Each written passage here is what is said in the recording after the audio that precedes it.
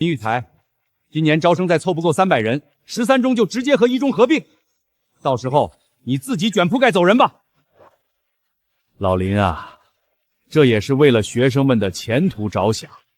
13中去年的本科生育率才5%，再这么拖下去，不是耽误孩子吗？合并到我们1中，我保证给这些孩子安排个好出路。安排个屁！1中什么德性我能不知道？13中这帮差生过去，绝对会被塞进最差的放羊班，自生自灭。明面上说是合并资源，实际上就是给1中增加垫底的分母，彰显他们学生成绩有多好。别人穿越非富即贵，我倒好，穿到平行世界的2018年，成了全市垫底高中的校长，学校负债累累，自己微信余额只剩1103.25元。更扯淡的是，连个系统都没有。期限到8月底，你好自为之。看什么看？都回教室自习。等等，从今天起，你们对学校有什么不满，有什么要求，全都可以写下来投进去，只要合理，我全盘接受。死马当活马医了。这帮学生怨气这么大，不疏导一下，明天估计连500人都剩不下，学校直接原地解散。提建议是吧？行啊，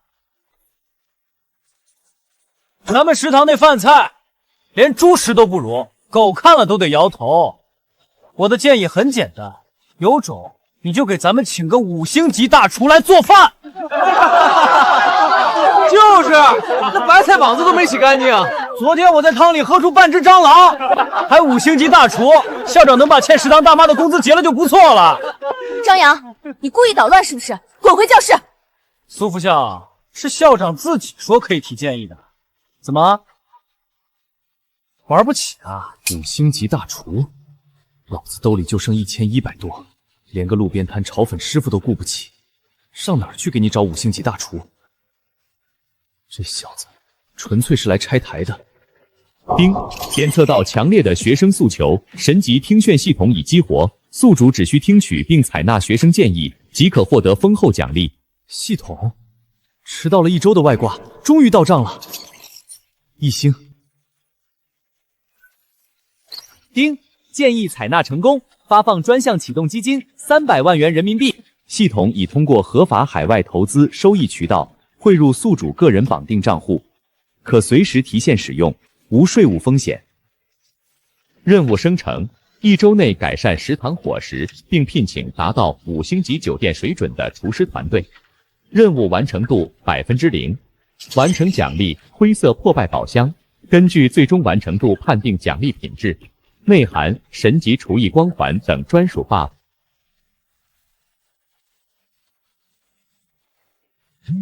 个、10、百、千、万、10万、100万、300万，真金白银的300万。那什么，不请就不请，装什么死？林校长，你没事吧？干嘛？大学生犯法呢？好孩子，你提的这个建议简直太棒了，你可真是咱们13中的福星啊！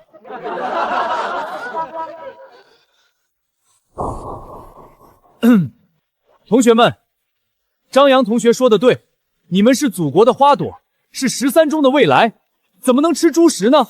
我宣布，从今天起，学校食堂全面停业整顿。不就是5星级大厨吗？安排，明天一早，我要让你们在学校食堂吃到真正的5星级水准大餐。这顿饭，校长我私人请客，全场免单。校长，你发烧了？咱们学校食堂连买肉的钱都快欠不起了。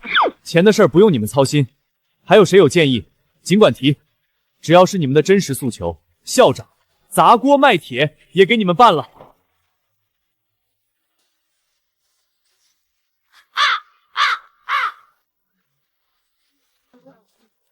林育才疯了，学校的账上还欠几百万呢，你拿什么请5级大厨，拿什么免单？明天要是兑现不了，学生非把学校砸了不可。你这是在把13中往火坑里推。苏副少，格局打开，传统教育那套行不通了，咱们13中想翻盘，就得走不寻常的路。以前没人听他们说话，那从今天开始，我听。这帮孩子，我宠定了。完了，校长受刺激疯了，13中彻底没救了。300万在手，5星级大厨，今晚就得给老子连夜进来切土豆。哎，看，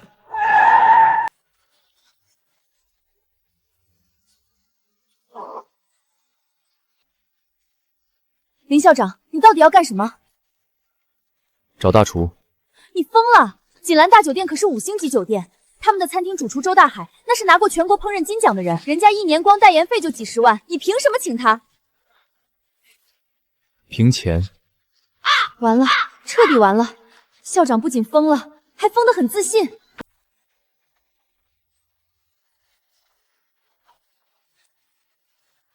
二位是来用餐的吗？不是，我找你们御膳阁的周大海主厨谈个合作。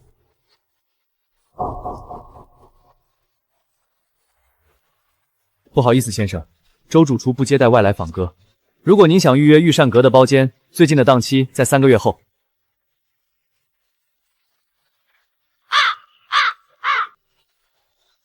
我不是来吃饭的，我是来谈生意的。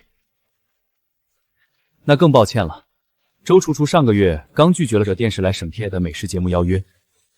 您这边，请问您是哪个公司的？13中的校长。校长？对，来请你们周主厨去我们学校食堂做饭。林一才，咱们走吧。当了1周的校长，脸皮早就比城墙厚了。麻烦通报一声，就说有个大生意找周主厨，金额嘛，200万。周主厨，大堂这边有位客人说要谈个200万的合作。又是哪个土老板要包场？让他自己上来吧。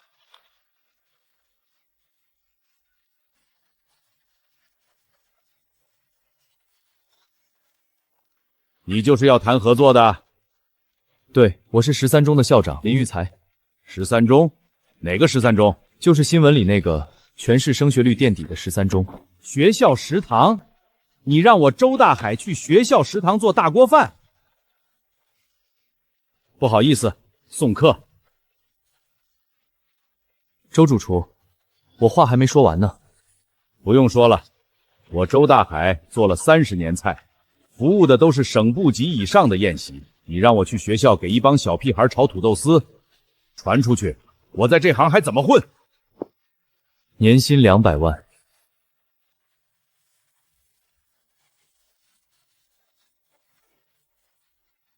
我在锦兰1年也有150万，犯不着为多50万去丢人。那就加上你整个团队，你的团队一起来，年薪200万是起步，干得好，年终奖50万起。哼！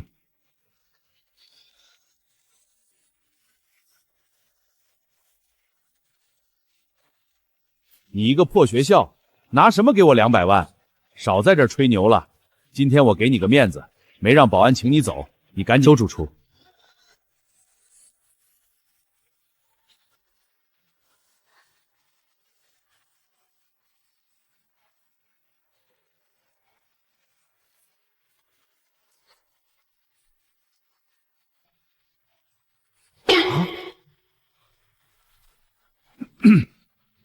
这钱是真的。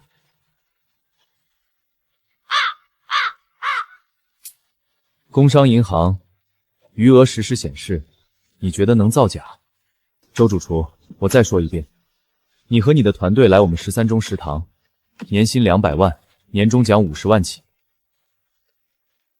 至于做什么，大锅饭。大锅饭比你这些精雕细琢的摆盘菜省事多了吧？不用雕花，不用摆盘，不用伺候那些挑3拣4的老板，就做家常硬菜，管饱管好。200万做大锅饭，这买卖你上哪儿找去？师傅，200万啊，做大锅饭闭嘴！我今天来，合同都带了，预付半年薪资100万，明天直接到账。先做1个月试试，不满意随时走人，月付的钱不用退。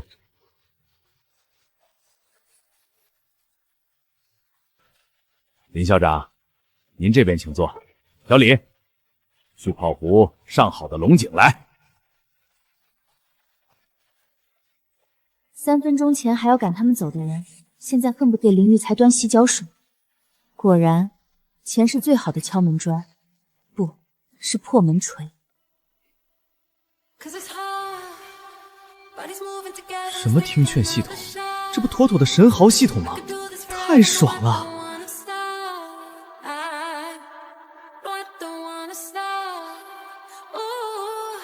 周主厨，今晚就要进场。今晚？这也太赶了吧！明天早上6点半开饭，500个学生，一个都不能饿着。没问题。都愣着干什么？回去收拾东西，把压箱底的家伙商全带上。另外，你们去食材市场跑一趟，我列个单子。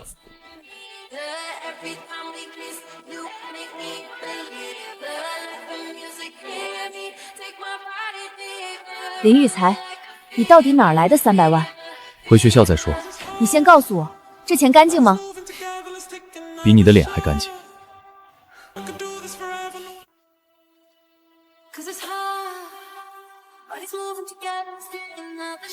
师傅，这地方连我家楼下烤串摊都不如。闭嘴！拿了钱就别废话。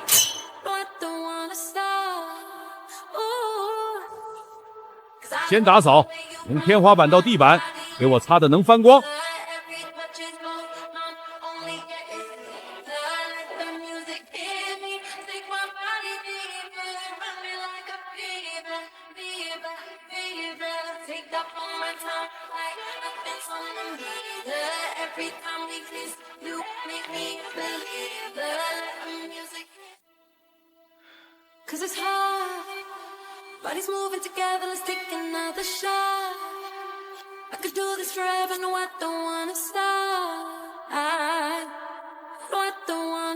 还觉得我疯了？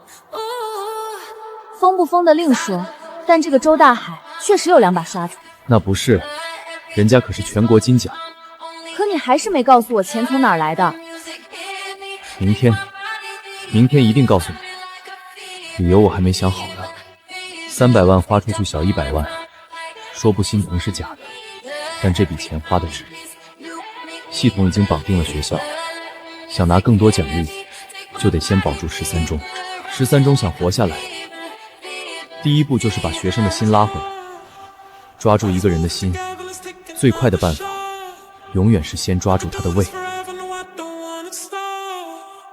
林校长，菜齐了，辛苦了。等学生放假，我一定得给食堂好好装修一下。早上6点半准时开饭，500个学生，一个都不会少。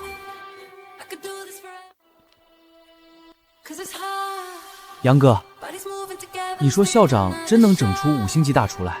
你脑子被门夹了？13中连热水器都是坏的，5星级大厨过来做饭，做梦呢！那你说校长昨天为啥那么大口气？装呗，被教育局逼急了，拿我们学生画饼稳中心。我告诉你们，等会儿进去，食堂肯定跟平时一样，馊掉的白菜配隔夜米饭。到时候咱们就好好看看林校长怎么圆这个场。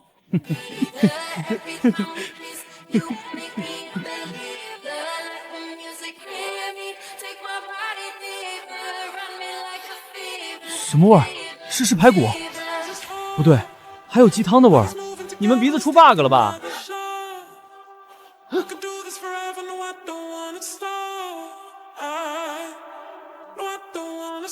杨哥，这是咱们食堂。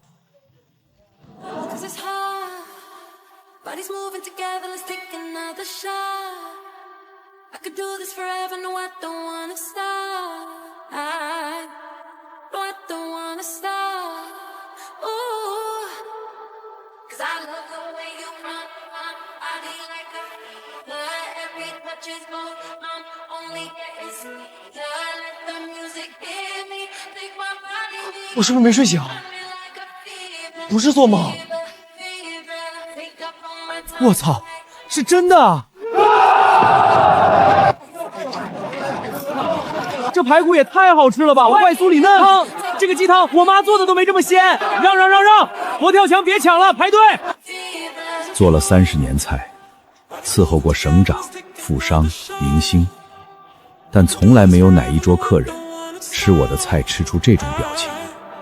是真的饿了，是真的馋了，是真的很久很久没有吃过一顿像样的饭。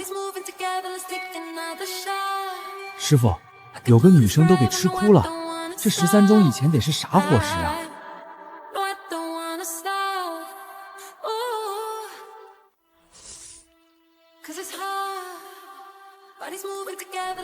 陈宇，你咋了？我爸妈在外面打工，1年就回来1次。上次和我爸做的鸡汤还是去年过年的时候，这鸡汤做法跟我爸做的一样。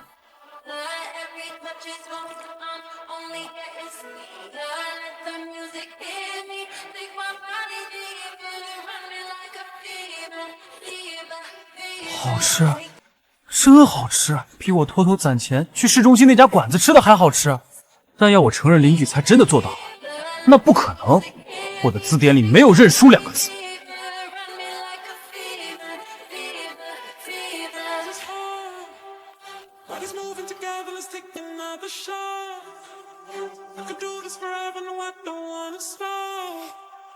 还行。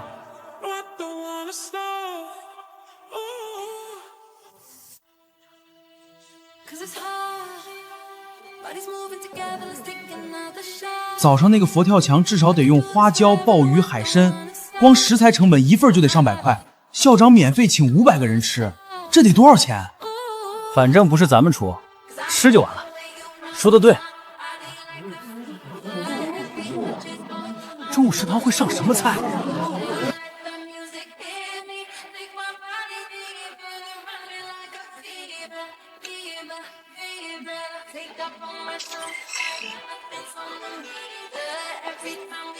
任务进度更新，改善食堂伙食100%。任务完成，正在结算奖励。结算完成，完成度100%，满分达成。奖励品质提升，灰色宝箱、蓝色精英宝箱。正在开启蓝色精英宝箱，恭喜获得1蓝色消化光环，被动技能绑定13中食堂。在此食堂用餐的所有人将获得完美消化效果，吃再多不发胖，且轻微增强体力。光环范围食堂内部。2个人账户合入账1万元，海外投资分红。3个人属性提升，体力加2。当前数据面板：林奕才体力7，普通人平均数值；耐力3，普通人平均数值5；速度4，普通人平均数值5。这要是让全校女生知道了，光凭这一条，13中的招生问题就能解决一半。当然，这事儿不能说，说了谁信？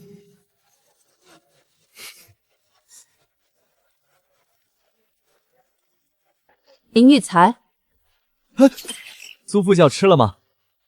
中午的剁椒鱼头不错。别跟我扯剁椒鱼头。昨天你说今天告诉我钱的来源，现在可以说了吧？你看过《西红柿首富》那部电影没有？没有，怎么了？那部电影讲的是一个首富的私生子流落民间，必须在规定时间内把一笔钱花在正道上，才能继承家产。你到底想说什么？其实，我就是那个流落在外的富二代。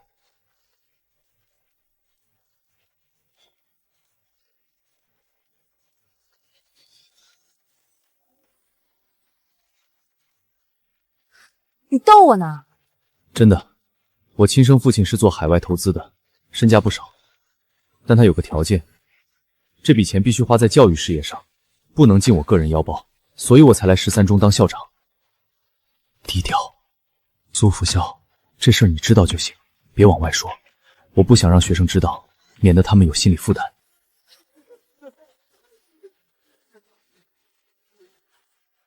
就算你说的是真的，300万也不是金山，迟早会花完。你有没有想过后续？车到山前必有路。这叫什么回答？苏副校，你就不能对我有点信心吗？我好歹也是个校长，让学生吃上一口美滋滋的热乎饭，我也知足了。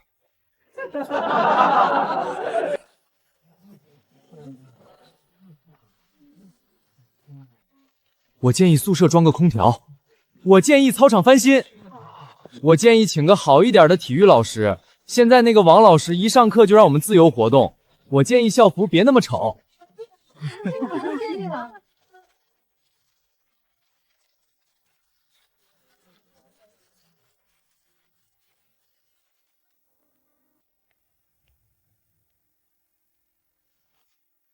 这个林义才在搞什么鬼？13中食堂大变庙的消息早就在番茄市教育圈传开了，学生拍的菜照发去朋友圈，冲击力堪比在垃圾堆里挖出钻石。家长群、教师群疯传不止，都说连一中教职工残亭都没这牌面，还全是免费供应。刘主任，13中那边什么情况？林立才哪来的钱搞5星级食堂？我打听过了，说是私人出资自助，没有动学校的账。哼，私人出资，他一个月工资4800，哪来的钱请5星级大厨？要么是找人借了高利贷，要么就是在向学生违规收费。明天上午，你带纪检科的人跟我走一趟13中，突击检查，查他的账目，查食堂的经营资质，查食品安全许可证。刘主任，如果人家真是合规的呢？合规？一个穷的叮当响的学校突然冒出几百万，你信吗？一共147条建议，这才3天。建议换新课桌，建议修草场，建议厕所加门，建议冬天供暖，建议多开几门音乐课，五花八门，什么都有。建议校长每天早上在草场跳一支广场舞，鼓舞士气。这肯定是张扬那小子写的。检测到大量学生建议，系统正在筛选并生成新任务。提示：任务生成需要时间，请宿主耐心等待。还要等？行吧。林校长，出事了。怎么了？刚接到我老朋友的电话，说明天上午要来突击检查。检查什么？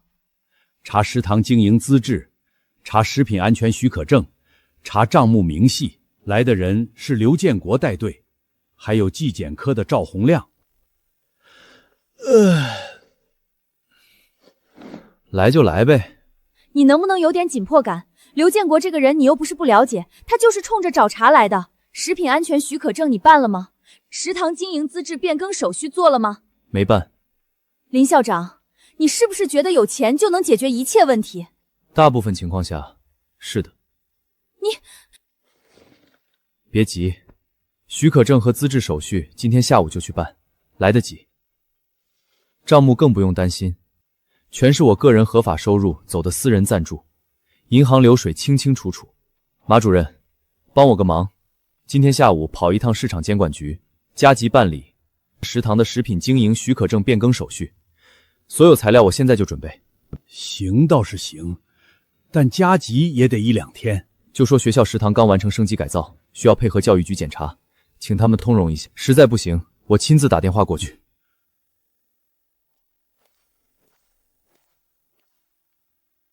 苏副校，你下午去找周大海，让他把食材采购的所有票据和供应商资质整理一份出来。卫生检测、原材料溯源、厨师健康证，一样都不能少。这个平时吊儿郎当的校长，偶尔也像那么回事。还有，明天检查的时候，让周大海做一道拿手的佛跳墙。为什么？拿人手短，吃人嘴软。你见过有人能在吃到佛跳墙的时候还板着脸找茬的吗？你就不能正经一回？我很正经啊。刘建国要来找茬，来吧，这一次我会让那个教育局主任知道13说不是砧板上的鱼。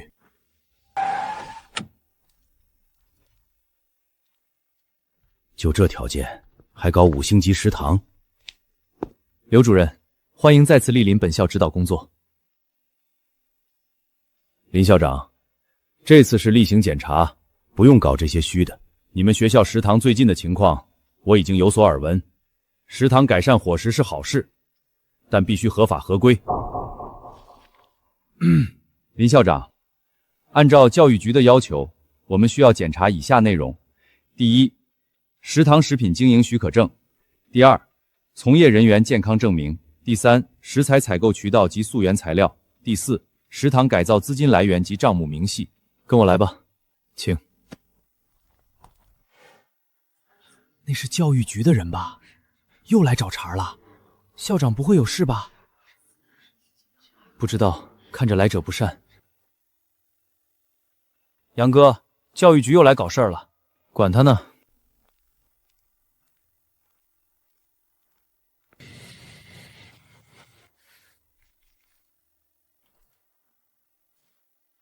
食品经营许可证呢？在这里。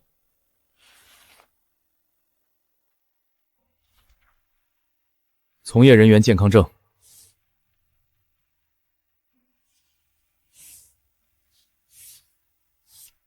食材采购票据和供应商资质呢？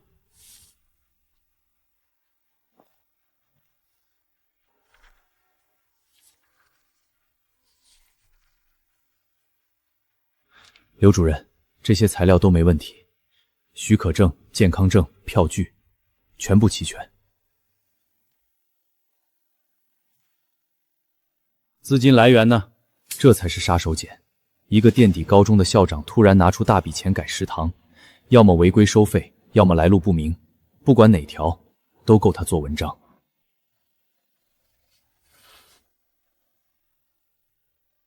刘主任，这笔资金是我个人的合法收入，来源是林氏基金会的海外投资收益分红，合法入境，依法纳税，所有费用由我个人承担，不向学生收取任何费用。也就是说，全额免费。20年了，教育系统里什么场面没见过？贪污挪用、偷梁换柱，花样百出。可自掏300万改学校食堂这种事儿，还真是头一回遇到。这个林聚财，到底是疯子，还是另有图谋？刘主任，所有材料都在这儿了，您还有什么需要检查的吗？本想追问香港投资公司的背景，可当着下属的面，真查出来钱合法，今天这趟突击检查就成了笑话。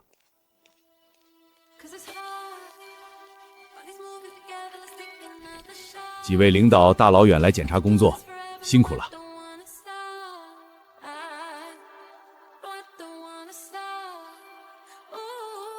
这是我们食堂的招牌菜之一，请各位领导品鉴。毕竟是检查食堂，不尝尝菜品质量怎么行？那就尝一口。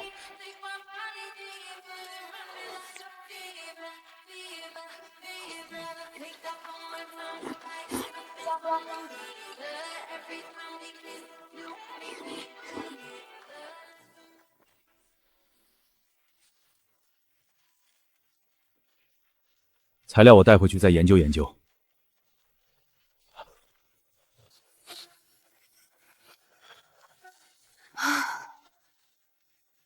这次算是过关了。过关？不，这才开始。刘建国今天走得干脆，不是被说服了，是没找到把柄，面子上挂不住。这种人吃了亏只会变本加厉，下一次一定会带着更大的火力来。不过没关系，你来，我就接着。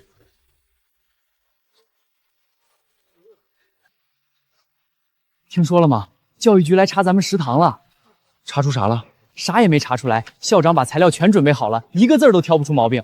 听说刘建国走的时候脸都绿了，最搞笑的是那几个人吃了3碗佛跳墙才走的。杨哥，校长牛逼啊！教育局来找茬，直接给怼回去了。你说校长到底什么来头？自掏腰包请5星级大厨，还免费给咱们吃，教育局来了也不怂。该不会真是什么富二代吧？管他是不是富二代，反正这几天的饭确实没得说。那你还不去感谢一下校长？谢什么谢？又不是我让他请的。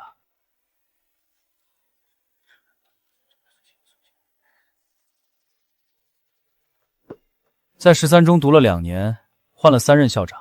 第一任来的时候豪言壮语要振兴学校，3个月就被调走了。第二任干脆摆烂，天天在办公室喝茶看报，半年后主动申请调走。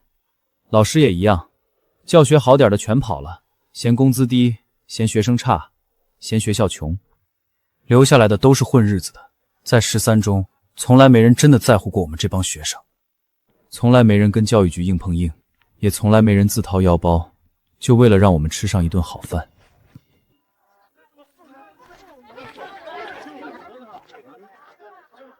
这小子该不会又来找茬吧？上次在操场上当众为难的事，我到现在都记忆犹新。林校长，怎么了？谢谢校长。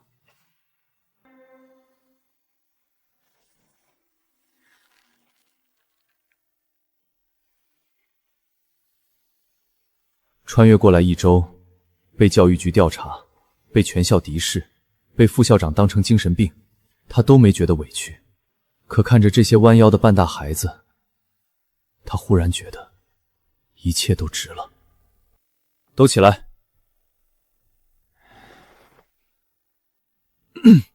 你们是学生，也不是我的小弟，给我吹什么功？不知道的还得以为咱是啥黑恶势力呢。别误会，我就是觉得饭挺好吃的，说一声谢谢而已。杨哥，你脸红了，滚！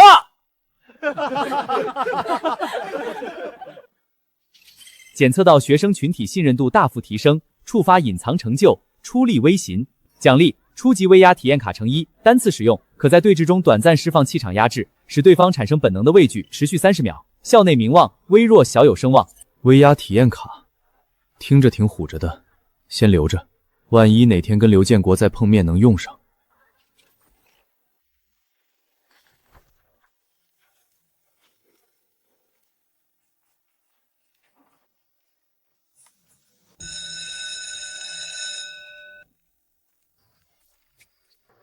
热死了，热死了！教室跟蒸笼一样，风扇就剩一个能转的，还吱呀吱呀响。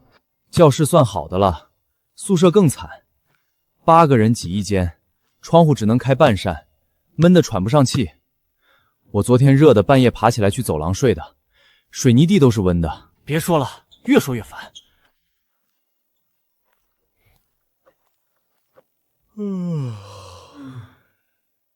前面还有几个人啊？12个。12个？那我排到什么时候？10点半都排不上，10点半前就要熄灯了。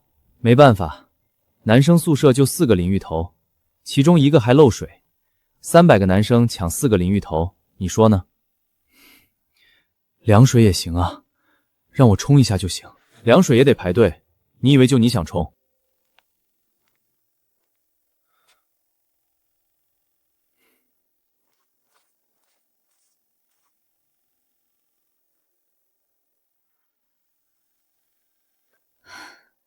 热得受不了，这破教室连个风扇都不好使。要不要咱写个建议投到校长那个箱子里？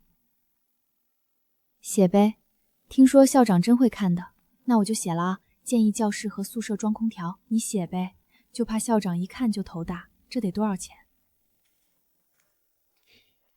教室太热，宿舍太闷，淋浴间太挤，这些问题说到底都是硬件设施的问题。硬件的问题归根点底还是一个字：钱。300万的启动资金，请完厨师团队，采购食材，再加上前期各种杂字，已经花掉了将近150万。剩下的150万要维持食堂运营到暑假结束，只能说勉勉强强。想装空调、扩建淋浴间，那又是一大笔投入。系统，你到底筛选到什么时候？行吧，你慢慢来。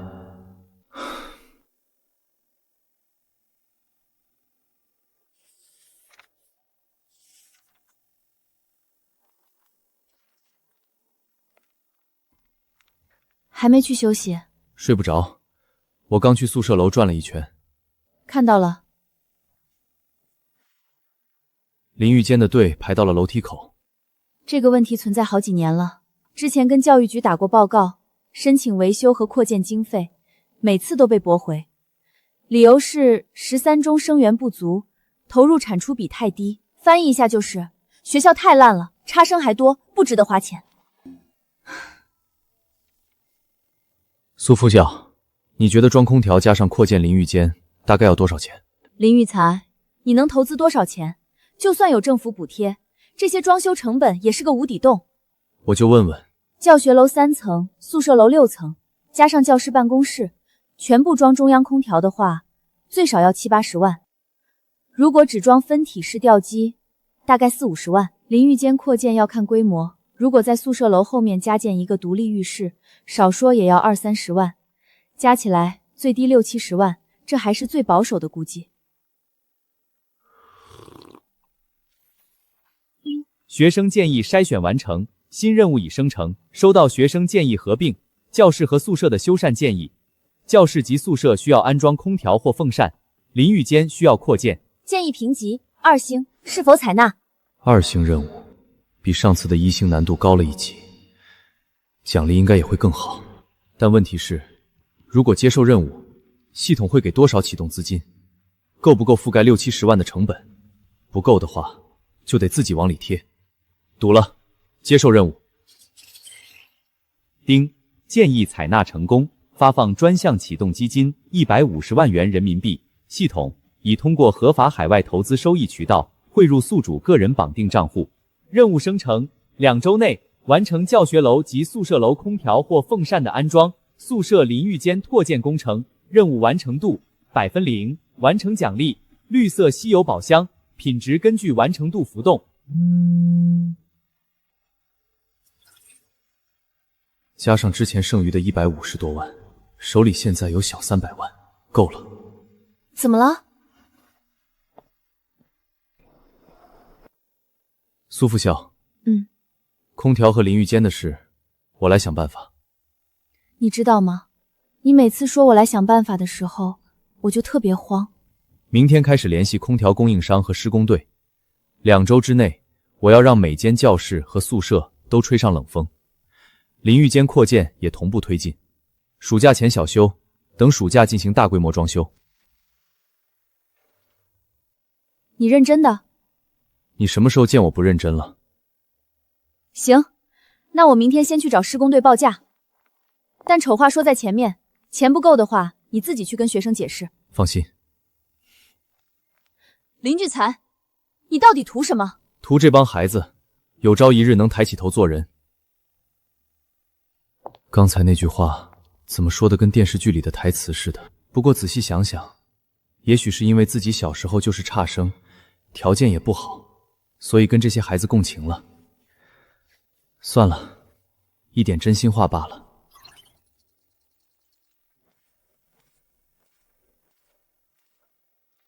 林校长，实话跟您说，您这个教学楼的电路系统是80年代的老线路，承载力严重不足，直接装大功率空调，分分钟跳闸，搞不好还得短路起火。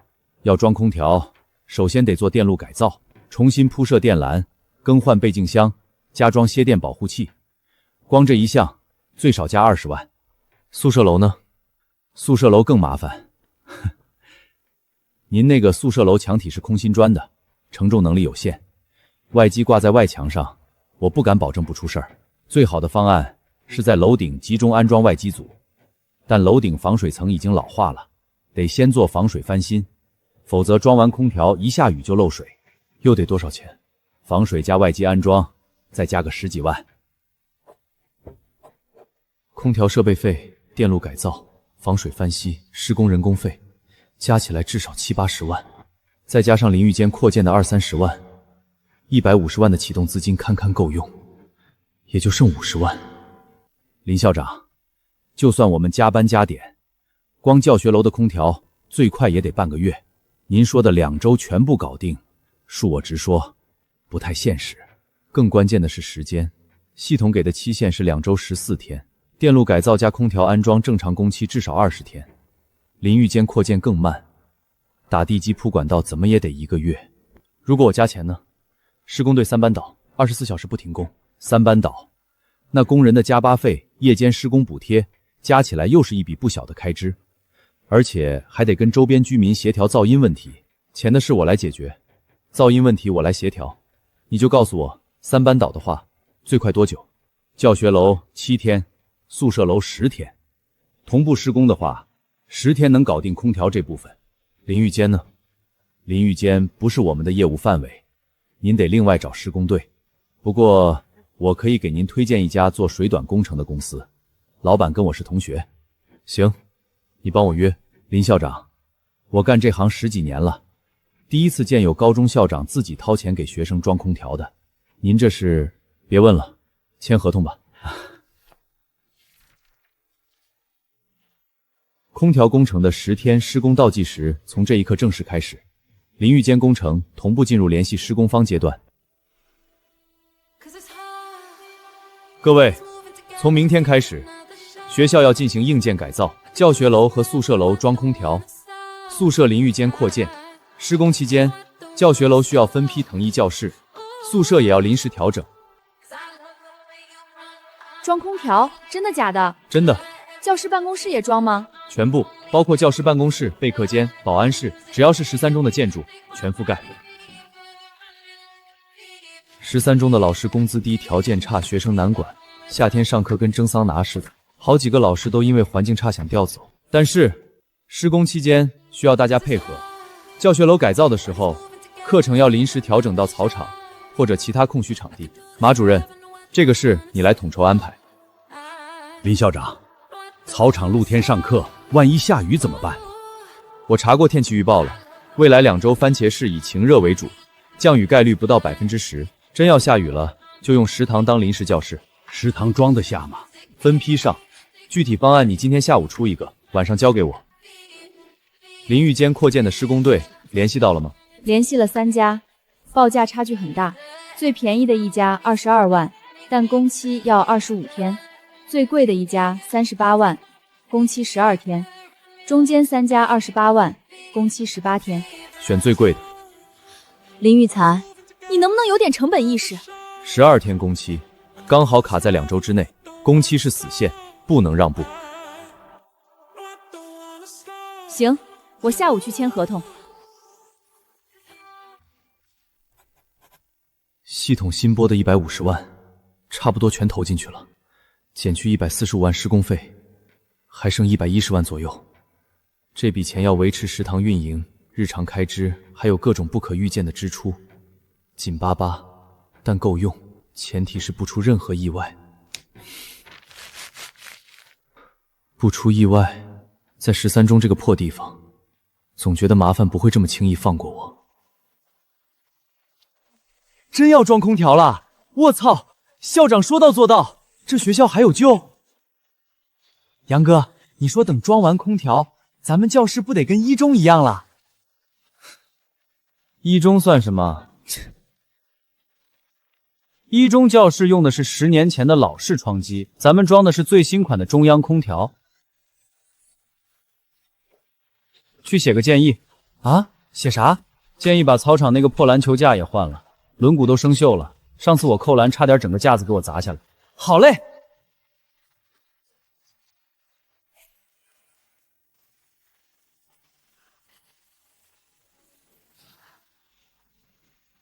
忍几天就好了，等装完空调就不用再挨热了。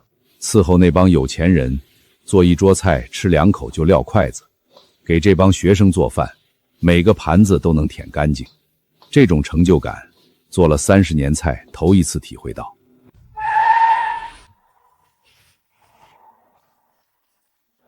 找谁？我找你们林校长，老朋友叙叙旧。林校长，久仰久仰，早就想来拜访了，一直抽不出时间，今天正好路过，上来坐坐。上次教育局在操场宣读合并通知的时候，这位挺着啤酒肚坐在旁边，那副幸灾乐祸的样子我可没忘。钱校长客气了，快请进。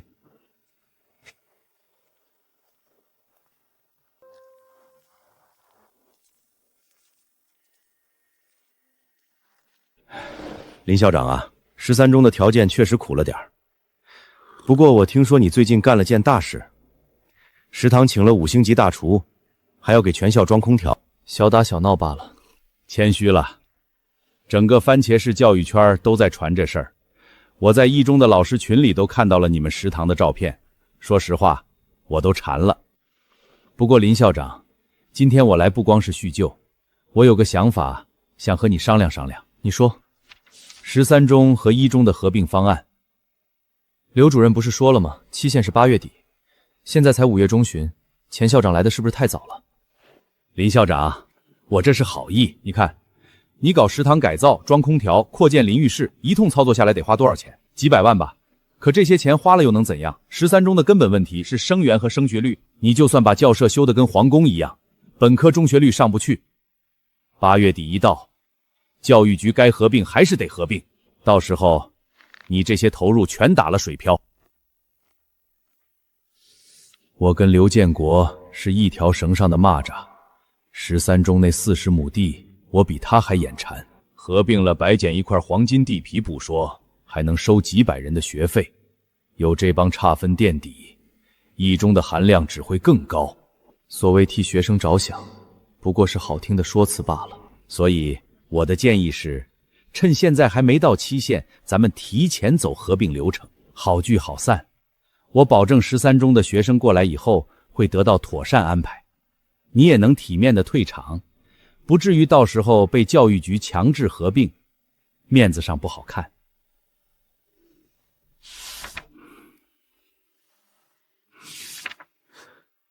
钱校长，谢谢你的好意，但是13中不合并。林校长，你再考虑考虑。不用考虑了。你说的对，13中的根本问题是生源和升学率，食堂和空调解决不了这些。但你有没有想过一个问题？什么问题？为什么13中的学生不愿意学？因为他们觉得自己被放弃了，学校不管他们，老师不管他们，教育局不管他们，在所有人眼里，他们就是一群烂泥扶不上墙的差生。但他们不是，他们只是没有人给过他们一个像样的环境，让他们相信自己值得被认真对待。食堂、空调、淋浴间，这些不是在浪费钱，这是在告诉500个孩子有人在乎你们。当他们开始相信这一点的时候，改变就会发生。林校长，你的想法很好，但理想归理想，现实归现实。8月底，我等你的好消息。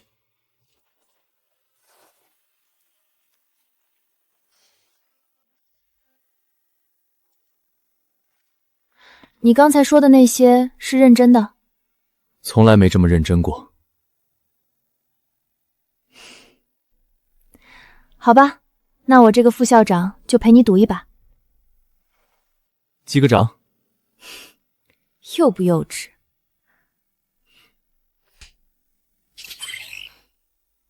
？10天，够了。钱文华，你等着。8月底，我不光要保住13中，我还要让你看看，这帮被你们当成废物的学生到底能走多远。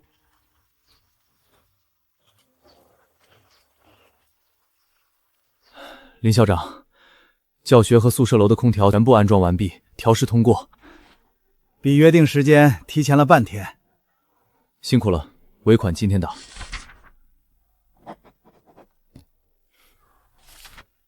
不辛苦，就是我那些工人有点舍不得走，他们说你们食堂的饭太好吃了，问能不能多留2天。周大海的手艺，连施工队都被征服了。但管它好不好看呢，能吹冷风就行。快！宿舍空调听说也装好了，谁先到谁开，遥控器在床头柜上。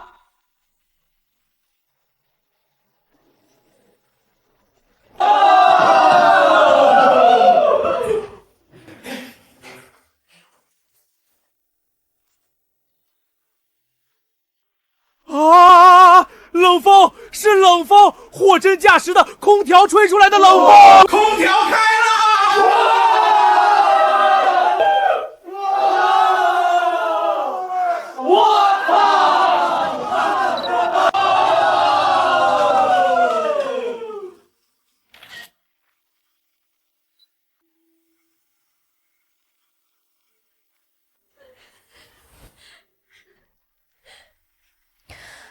妈，我不转学了。你不是说13中条件差，死活要转走吗？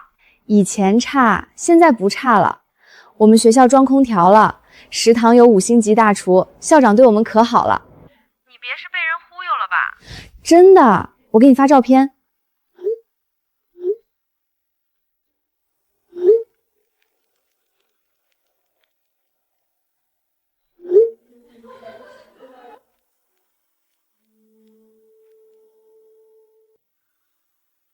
你确定这是13中？不是13中隔壁的酒店？我们1中到现在还在用窗式老空调，制冷跟放屁似的。我操！怎么我们一毕业什么都装好了？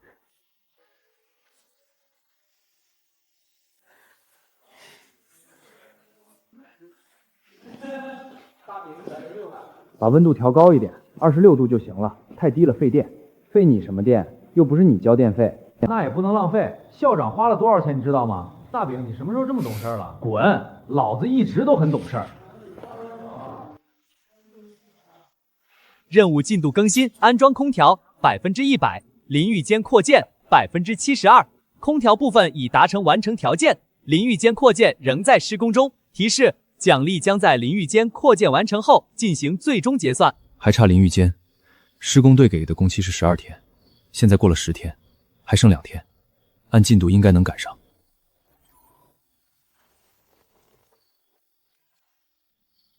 学生朋友圈的截图你看了吗？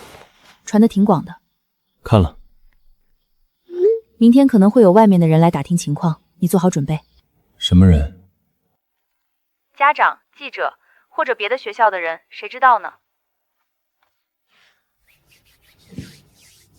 慢慢来，先让这帮孩子睡个好觉。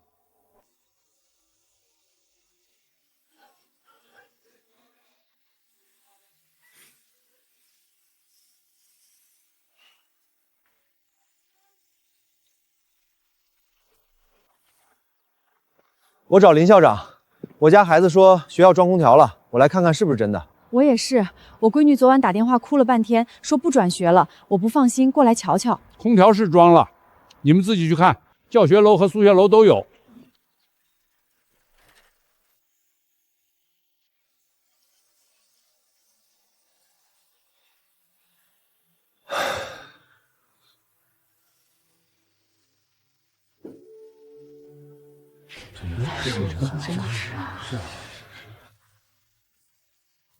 我儿子在这儿念了2年，以前回家就说食堂的饭难吃，让我给他送饭。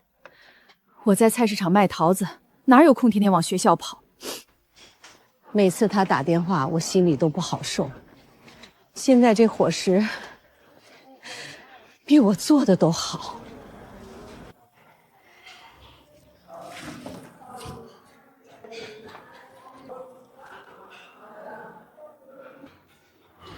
大姐，这不能白拿你的。这都是自家种的，拿给孩子们吃，很甜的。桃子挺新鲜的，晚上我给孩子们做个冰糖炖桃胶。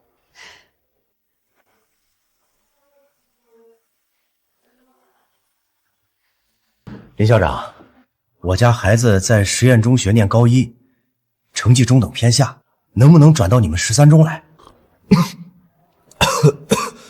？13中历史上只有学生拼了命往外转的，从来没人主动要求转进来。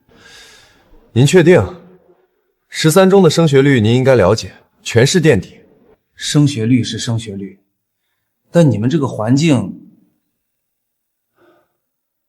说实话，实验中学的教室到现在连空调都没有，食堂更别提了。我家孩子身体不好，夏天热的中暑过2次，在你们这儿至少不用受那个罪。我家不求孩子考多少分，反正后面我们都会安排他出去留学，然后回来继承家业。现在接收转学生当然好，能充实生源，但13中目前师资力量摆在那儿，真正能教好学生的老师没几个，把人招进来却教不好，那跟忽悠有什么区别？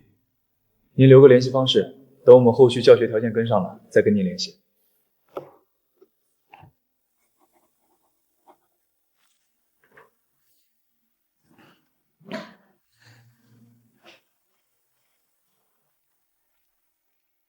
4个咨询转入的，2个高1，1个高2，一个初升高，史无前例。史无前例。别高兴太早，你看看这个。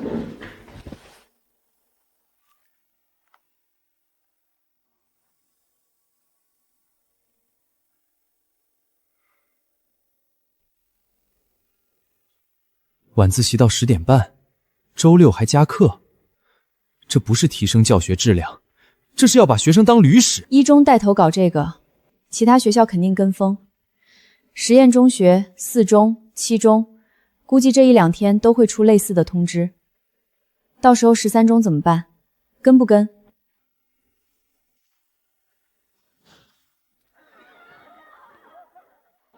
不跟。不跟。你知道这意味着什么吗？意味着什么？意味着在家长眼里，别的学校都在拼命学习，而13中的学生都在玩。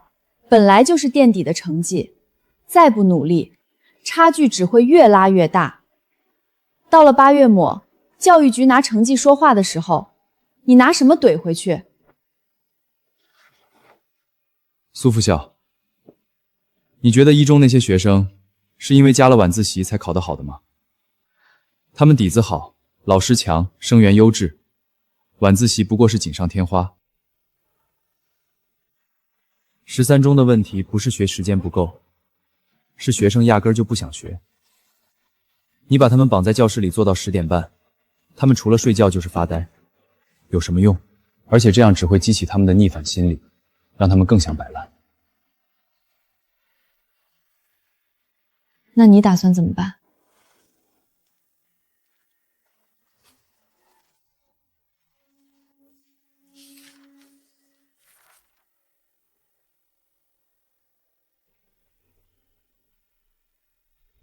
检测到大量学生建议同类合并，取消强制早晚4习，调整作息时间，建议评级3星，高难度，是否采纳？3星，这是目前为止评级最高的建议，采纳。丁，建议采纳成功，发放专项启动基金300万元人民币。任务生成：1周内落实全校作息调整方案，早上9点开始第1节课，下午4点半最后1节课结束。早晚4习改为自愿参加，任务完成度0%，完成奖励绿色稀有宝箱，品质根据完成度浮动。警告：此任务难度较高，可能引发教育系统内部争议，请宿主做好应对准备。苏副校，我想好了。怎么办？从下周1开始，13中的作息时间做如下调整：早上9点上第1节课，下午4点半放学，早自习和晚自习全部改成自愿参加，不强制，不点名。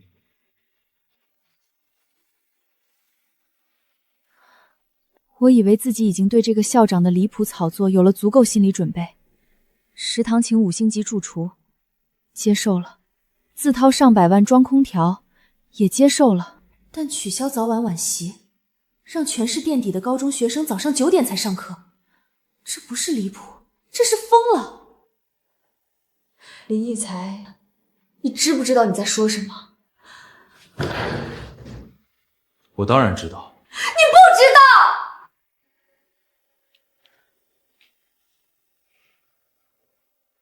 别的学校都在拼命加课，你不但不跟，还反着来。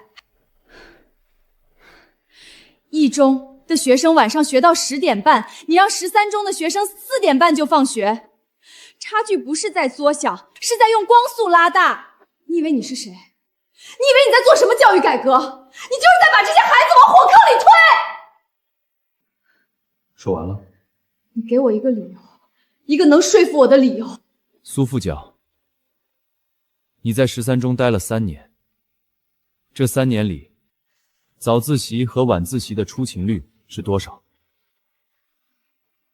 早自习不到60%，晚自习不到50%。那到场的学生里，真正在学习的有多少？他心里有数。早自习70%的人在补觉，晚自习一半的人在玩手机，另一半在发呆。真正在学习的不超过10个人。既然早晚晚习形同虚设，那取消它有什么损失？还不如把时间还给学生，让他们自己安排。他们能安排什么？去网吧？所以才要改成自愿，不强制，但教室照常开放。想学的人可以来学，想休息的人可以去休息。你把选择权交给他们，他们才会开始思考自己到底想要什么。你这套理论听起来很美好，但现实是，这帮16、17岁的孩子，你给他们选择权，他们选的只会是玩。那就让他们先玩。李玉才，苏副校，那就赌一把。赌什么？下个月的期中考试，如果13中的整体成绩比上学期期末退步了，哪怕只退步1分，我立刻辞职，校长不当了，卷铺盖走人。你能不能别总拿自己的前途当赌注？我连300万都砸了，一个校长的位子算什么？如果成绩没退步呢？如果没退步，你请我吃一顿火锅。这个男人要么是天才，要么是彻头彻尾的疯子，但无论是哪一种，他至少有赌上一切的勇气。锅底我选鸳鸯的，辣的那半边归你。成交。第1条，从今日起，早上9点上第1节课。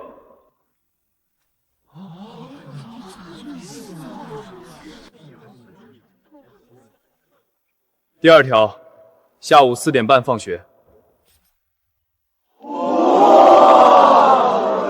第3条，早自习和晚自习改为自愿参加，不强制，不点名，不算考勤。校长万岁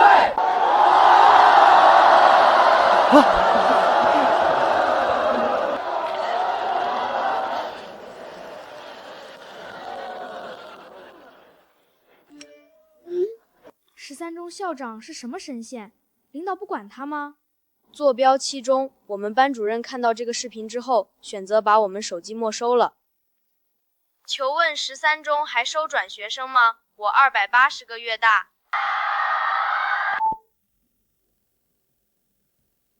这个林育才到底在搞什么名堂？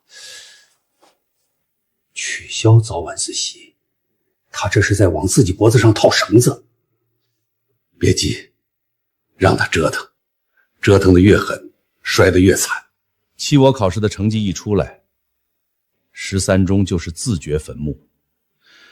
到时候，教育局连8月底都不用等了。替我联系一下刘建国，明天约个时间聊聊。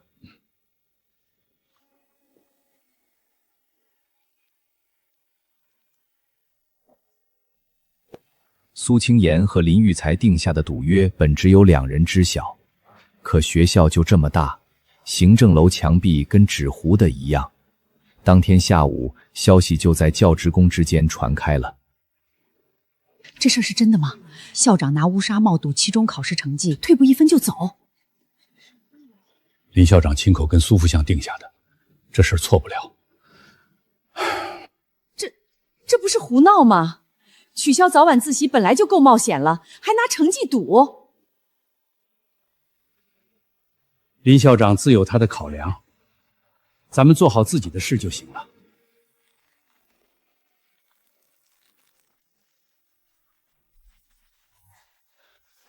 杨哥，大事儿！别嚷嚷，决赛圈了。13中取消强制早晚自习，林育才为这个决定和苏清言定下期中考试赌约，只要13中整体成绩比上学期期末退步，哪怕只退步1分，林育才就辞去校长职务。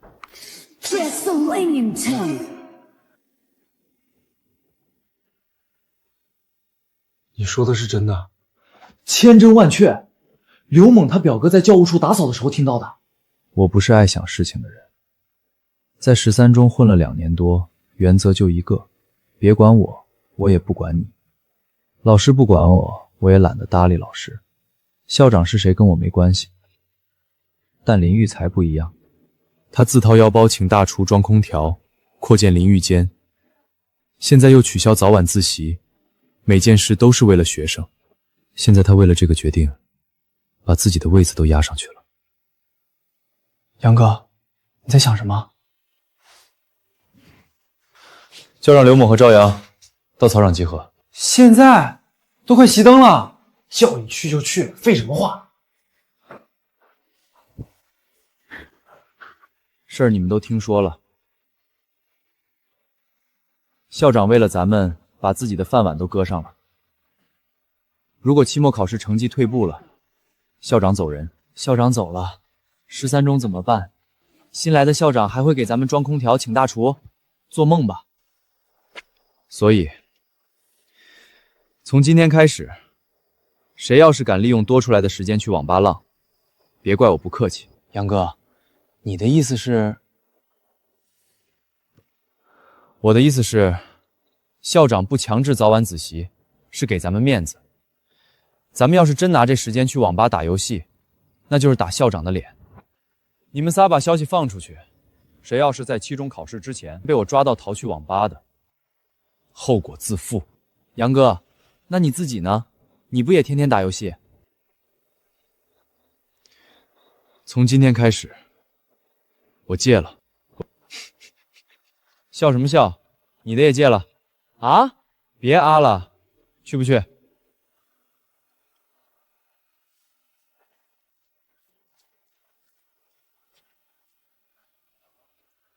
干嘛去？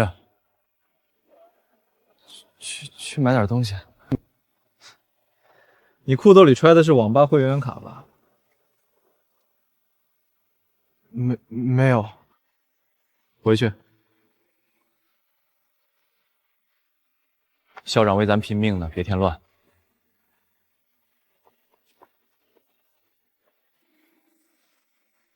这一幕被路过的几个女生看到，当天就在校园上传开了。13交校霸张扬亲自在校门口站岗，拦人去网吧。之后，张扬和3个小弟自发排了班，轮流守在操场后小树林的狗洞旁。见到形迹可疑的学生就上去拦。取消强制早晚自习的第1周，学生去网吧的频率不升反降。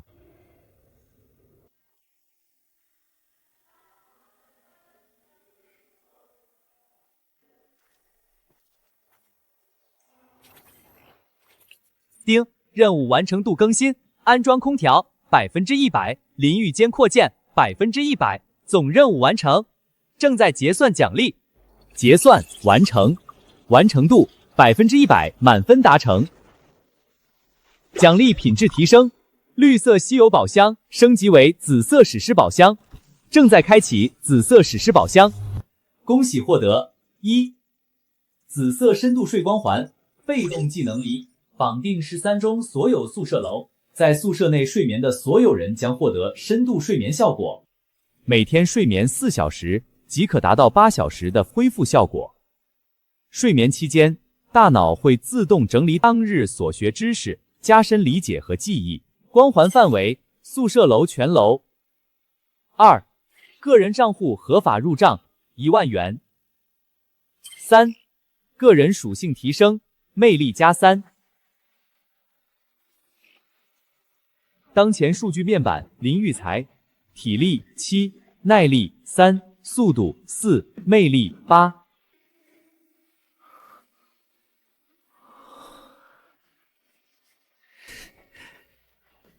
期中考试稳了。睡4个小时顶8个小时，还能在睡眠中加深知识理解。这意味着13中的学生，哪怕每天只睡4个小时，第2天也能精神抖擞。多出来的时间，想学的学习，想练体育的练体育，想搞爱好的搞爱好。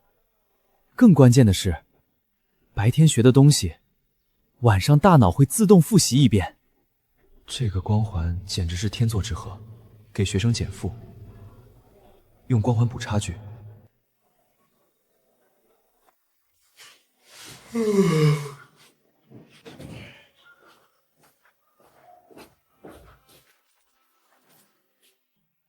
你有病啊！才7点40， 9点才上课，你这么早干嘛？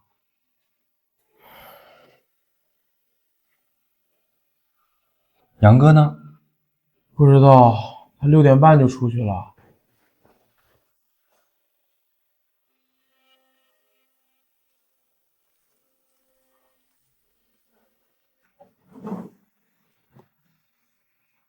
杨哥，你什么时候开始学数学了？嫌吵就出去。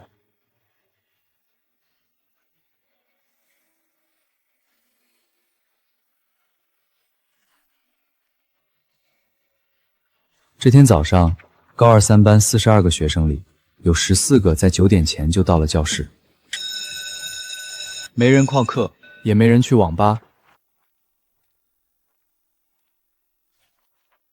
取消强制早习之后，早上自愿到教室的学生比例28%，比强制早自习时的出阅率低了30个百分点，但比强制早自习时真正在学习的比例高了15个百分点。也就是说，虽然来的人少了，但来的都是真想学的。晚自习呢？昨天晚上，自愿参加晚自习的学生有103人，其中真正在学习的大概有60多人。剩下的40来个呢？有在教室里写小说的，有在研究吉他的，有在画漫画的，还有一个在自学编程。记下来，都记下来。这些学生的名字和他们在研究的东西，全部登记造册。记这些干什么？你不觉得吗？这些孩子已经开始主动做一件事了。虽然这件事跟考试没关系，但他们在主动投入精力去研究自己感兴趣的东西。写小说需要语文功底，学吉他需要乐理知识，画漫画需要美术基础，编程需要逻辑思维。只要他们拥有学习这项能力，将来去哪儿都有出路。开兴趣班。这一刻终于明白系统为什么给300万专项基金了，单纯让学生享福，不符合学校的初衷。请专业的老师来教这些孩子他们真正想学的东西，先从感兴趣的事入手，找到学习的感觉。等他们懂了学习是怎么回事，再引导到文化课上来。这个思路倒是新颖，但兴趣班老师从哪儿找？又是一笔开支。300万够不够？又是你那个海外基金会的？差不多。你先去摸个底，看看学生们都对什么感兴趣，做个统计。另外帮我联系几个靠谱的兴趣培训机构，要那种真有本事的老师，别找那些糊弄人的。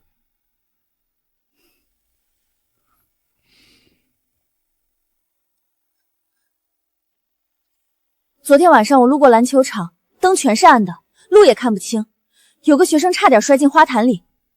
篮球场的路灯至少坏了1年多了。你不是有钱吗？顺便把路灯也修了吧。路灯也算建议吗？要不要投到建议箱里？你自己投。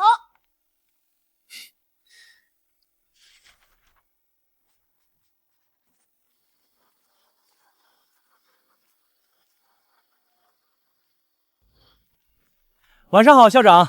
注意安全，别摔了。路灯的事得尽快办，小工程，从杂项预算里出就行，不用僵动系统。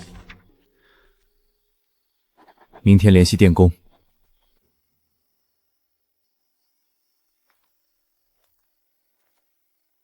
赵老师，这道题我用了2种方法都解不出来，您再给我讲讲呗。你这个思路没错，但第3步的变换方向反了，我带你重新捋一遍。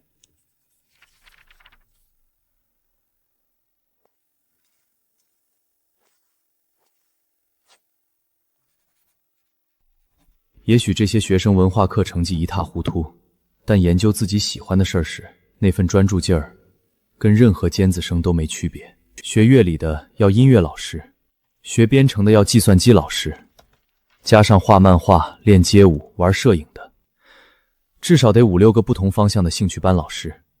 300万专项基金，请老师加买设备，应该够用。这事儿不能急，先修路灯，再搭兴趣班框架，一步一步来。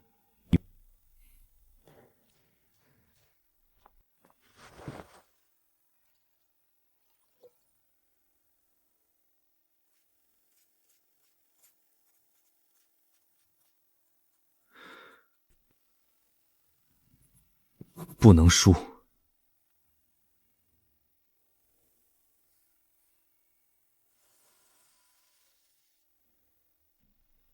正常来说，我这种半夜刷手机到2、3点的人，7个半小时根本不够。更离谱的是，昨天硬着头皮翻的那几页数学课本，什么2次函数，本来看过就忘，现在脑子里居然留了模糊的印象，好像还理解了一点点。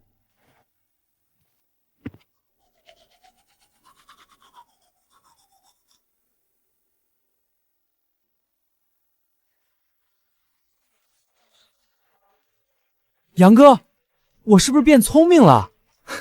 你什么时候聪明过？不是，你听我说，我昨天背了20个英语单词，今天早上起来居然还记得15个。以前我背20个，第二天能就记住2个就谢天谢地了。我最近记忆力好像变好了，以前背古文要背10遍，现在5、6遍就能记个7、7、8、8。我也是，最近上课都不怎么犯困了。最近睡眠质量也太好了吧，做梦都少了。每天早上起来，精神的像打了鸡血。那可不，吃得好，住得好，空调吹着，心情都舒畅了。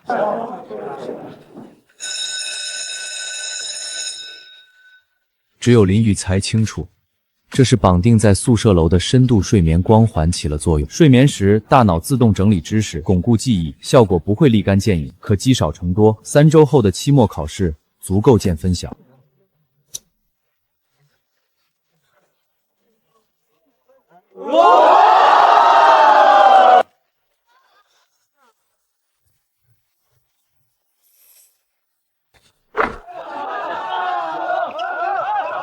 最近打球频率明显高了，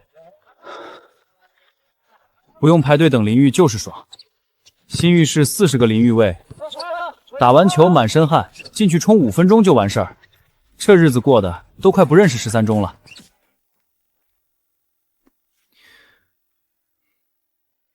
一共收集了312份有效问卷，想学音乐的47人，想学美术和漫画的39人，想学编程和计算机的23人，想学街舞的18人，想学摄影和视频剪辑的31个，想学写作的15人，想学电竞的114人。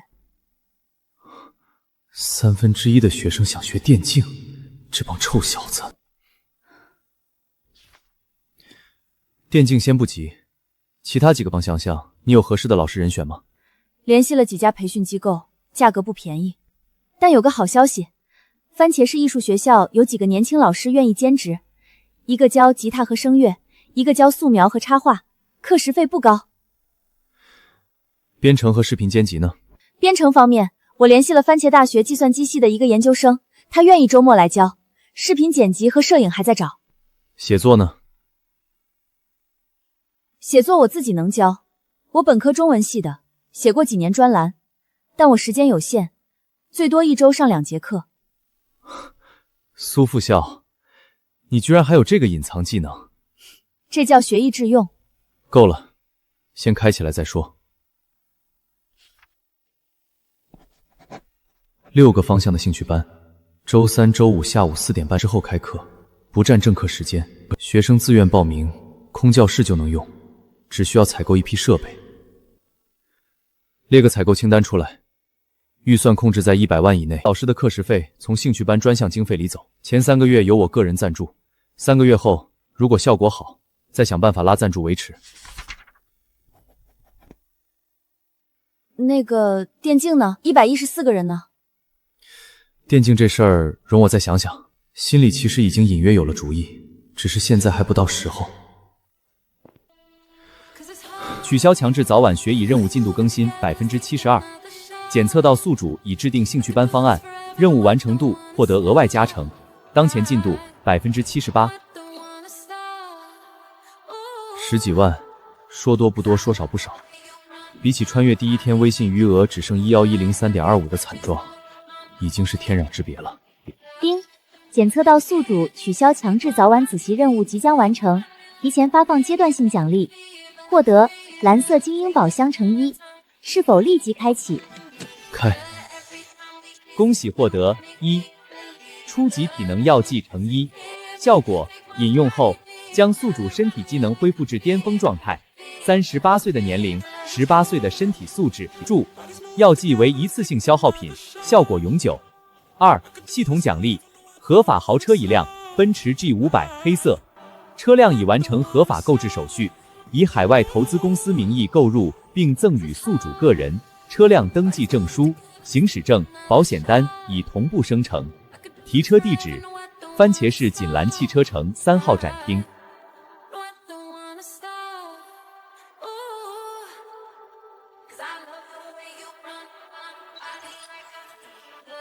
使用。丁，初级体能药剂已使用，身体机能优化中。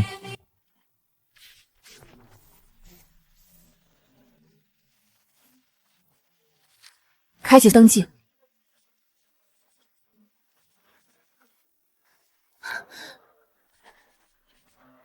我可以编程班。这孩子是个人才。校长不开电竞班吗？好像没有。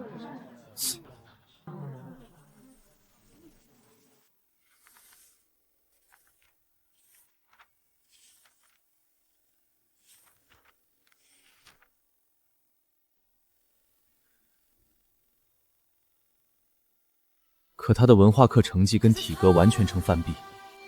上学期期末750分的卷子，6科加一起考了93分，数学只拿了8分，其中6分还是选择题蒙的。这种学生，搁哪所学校都是被放弃的对象。但他的建议，在教室看电影、打游戏。检测到学生建议，希望在教室看电影和玩游戏。建议评级1星，常规，是否采纳？1星评级不高，但奖励应该不会差。看电影、打游戏，换个方式呢？采纳。丁，建议采纳成功，发放专项启动基金300万元人民币。任务生成：2周内完成全校教室多媒体设备升级，并建立合理的影视、游戏激励机制。任务完成度0%。完成奖励：绿色稀有宝箱，品质根据完成度浮动。13中教室的装备堪称上个世纪的遗物，绿漆老式磨砂黑板，粉笔灰飘得满教室都是。唯一的多媒体是台 CRT 电视机，屏幕上2条横纹永远消不掉。换成现代化智能教学设备，既能提教学效率，也能给后面的教改打基础。至于影视游戏激励机制，心里已经有数了。好的。林校长，您这个订单体量不小，我们可以给您最优惠的机台价，智能黑板单价控制在3万以内，36台总价108万。机房那边呢？机房要看您的需求，如果只是普通教学用途，20台电脑加网络设备大概30万。不要普通的，机房升级成电竞级别的配置。电竞级别？您是说高性能显卡、高刷新率显示器那种？对，40台机器，全部顶配，网络带宽拉满，延迟控制在个位数。李校长，那造价可就40台电竞级电脑加上网络改造，少说也得150万。行，报个总价过来。智能黑板108万，电竞机房150万，施工费杂项预估30万，总计288万。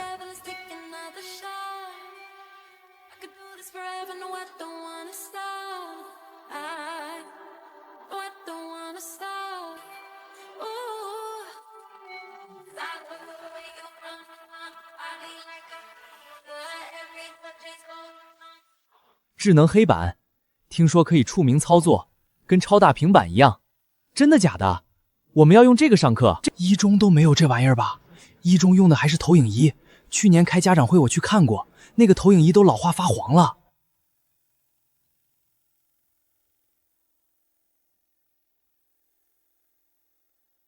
这也太方便了。以前每节课光擦黑板就得擦3、4遍，粉笔灰吸了一鼻子。现在全是触名操作，干干净净的。以前讲抛物线，我在黑板上画的歪歪扭扭，学生看得云里雾里。现在直接调参数，图像实时变化，一目了然。就是可惜我画圆的本领。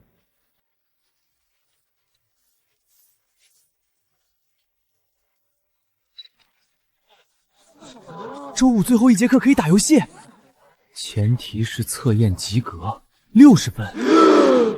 60分太难了吧？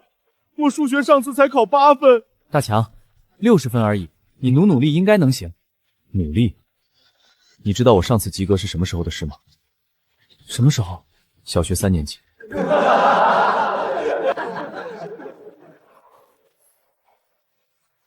60分。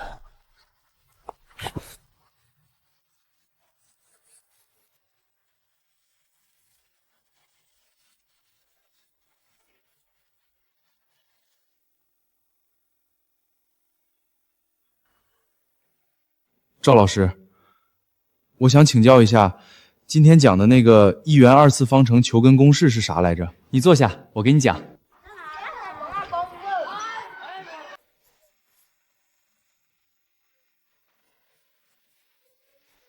听懂了吗？没事儿，明天下课再来找我，我再讲一遍。赵老师，周5的测验考1元2次方程吗？有可能，那我回去再看看。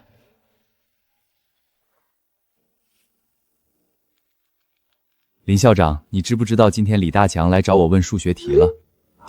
我给他出一套基础卷当周5的随堂测验，难度压低一点。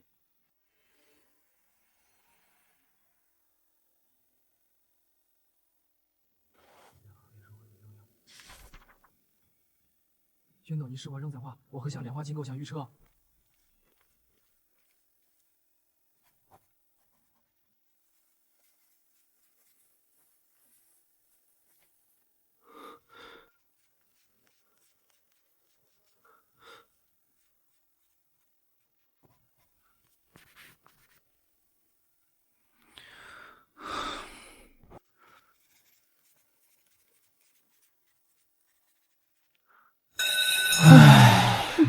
最后那道大题你做出来了吗？做了一半，后面瞎蒙的。我选择题全对，填空题错了一个，应该能过吧？完蛋了！我第一次认真考试，写得太慢了，最后3题全空的。全班42人，及格的有28人。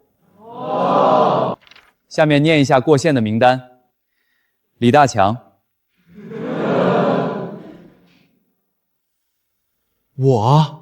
你62分，及格了。从小学3年级到现在，多久没见过及格的数了？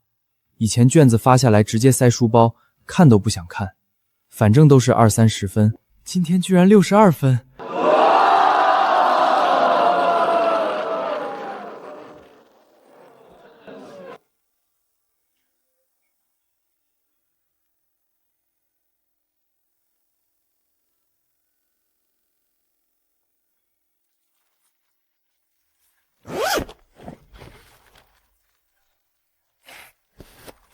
大强，你看什么呢？没什么。多媒体升级任务进度更新88%，检测到影视、游戏、激励摸智已成功运行1次，学生课堂参与度提升显著。任务即将完成，请宿主继续推进。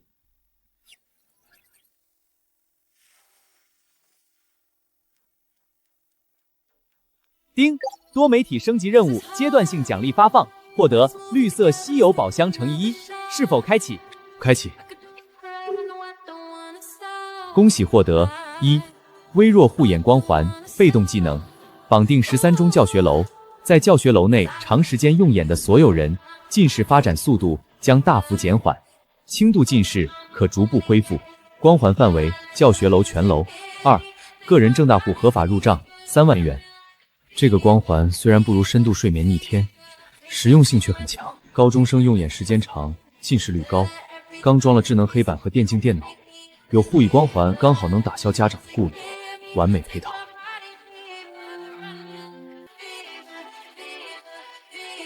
明天周六，兴趣班第1次开课，你来不来？来，我去看看。对了，听主任说你明天要提车，赶趟不？明天上午先去提车，下午去学校。你提的啥车？要是太破，不怕学生笑话你？笑话什么？我开的可是大 G。又做上梦了。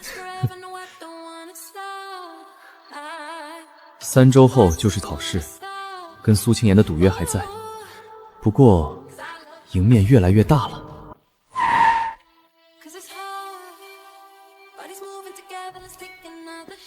林先生，车辆已经完成检测，油也加满了，随时可以开走。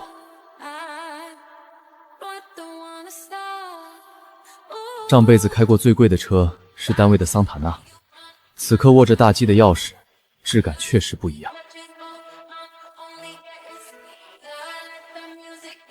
行吧，配得上咱校长的身份了。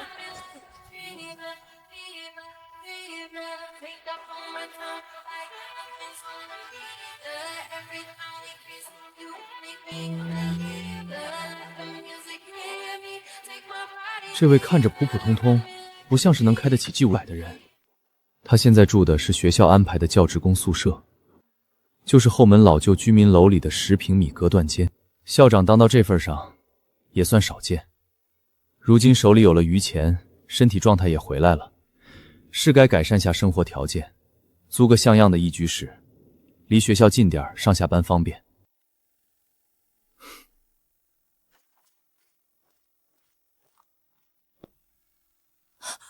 林育才，这是平时穿白衬衫、冷着一张漂亮脸的副校长苏青言。苏青言，好巧。你来这儿干什么？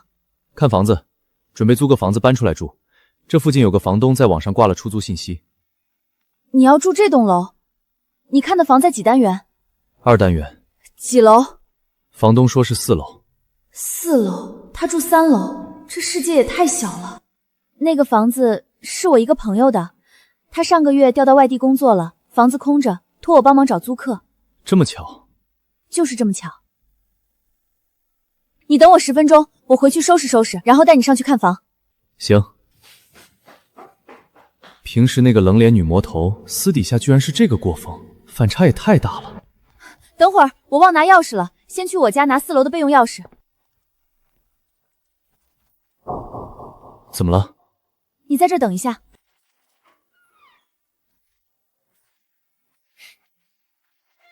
请进，家里有点乱，别介意，我去找一下钥匙。备用钥匙我去卧室拿，你等一下。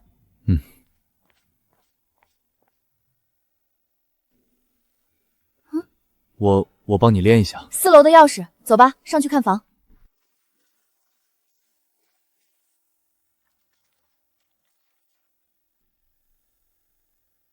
月租多少？1500，水电另算。我朋友说了，如果是我的同事，可以再便宜200。1300。就这吧。什么时候签合同？我给我朋友打个电话。妍妍，找到租客了？我们学校的同事。男的女的？男的。哦，男同事啊，长得帅不帅？跟长相有什么关系？你到底租不租？租。不过妍妍啊，你不得让那个男同事请你吃顿饭啊？凭什么让他请？你帮他找的房子呀，他不该请你吃个饭？别客气了，必须请。我挂了。等等，妍妍，他是不是你男朋友啊？挂了。我朋友说了，随时可以签合同。那个，请吃饭的事，不用。哎，人家说的也有道理，你帮我找房子，我请你吃个饭，合情合理。期末考试成绩出来再说，到时候你就得欠我2顿了。行，2顿合1顿，到时候我请你吃全番茄市最贵的火锅。谁跟你合1顿了？我那辆黑色的大 G 是你的？怎么了？开那么好的车来看1300的出租房，你不觉得画风有点奇怪吗？低调，低调。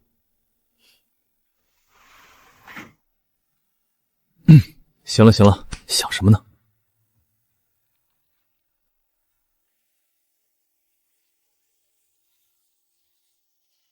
我叫孟轩，以后每周3和周5下午教你们弹吉他。先说好，学吉他最重要的是坚持。前2周你们的指尖会磨出水泡，很疼。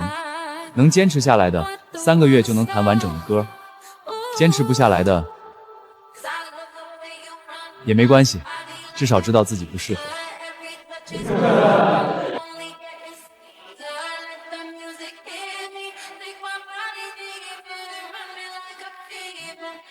有感觉，继续。同学们好，今天我们先来写一个 Hello World。我运行成功了！我操，你怎么做到的？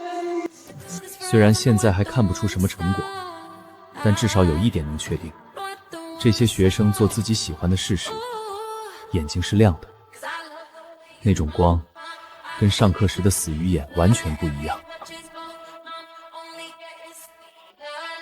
写作的第一步不是写，是看。看你身边的人，看发生的事，看那些你平时忽略的细节。课前小测，尝试写一个你在学校里观察到的人，500字，不限题材。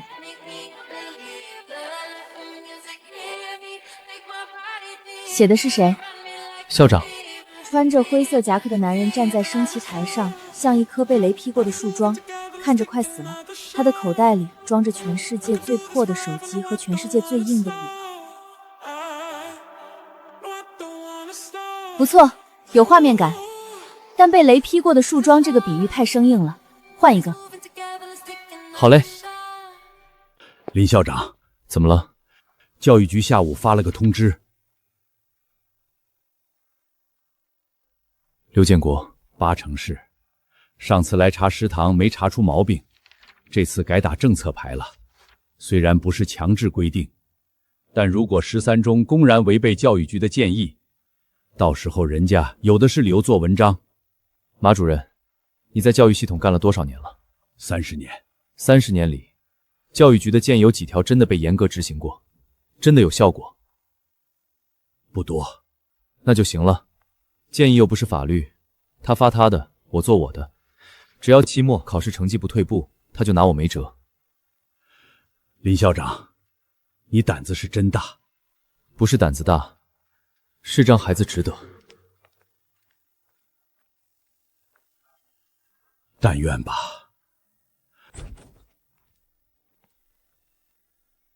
你自己看吧，太多了。校长，我知道您已经为我们做了很多，食堂、空调、淋浴间，我们都记在心里。但求您看一眼我们的校服，穿出去像套了个面粉口袋，出门都不好意思跟人说我是13中的学生。校长，我代表全体女生求你了，这个校服太丑了，丑到我连拍证件照都不想穿它，颜色灰不溜秋，领子歪歪扭扭，拉链用了2周就卡死。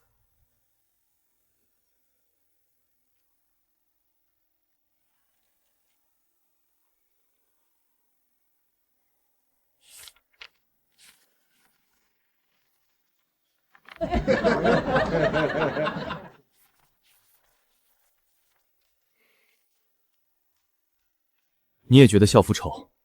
我第一天来13中报道的时候，看到学生穿的身校服，以为学校是搞建筑的。这些孩子的诉求其实很简单，吃得好，住得好，穿得体面。检测到大量学生建议同类合并，校服太丑，要求更换，重新设计校服，建议评级2星，中等难度，是否采纳？2星，比食堂多媒体的1星高，没有取消早晚自习的3星棘手，采纳。丁，建议采纳成功。发放专项启动基金200万元人民币。任务生成，为13中设计并定制全新校服体系，不少于3套可选方案，需征询学生意见，由学生投票选出最终方案。任务完成度0%，完成奖励蓝色精英宝箱。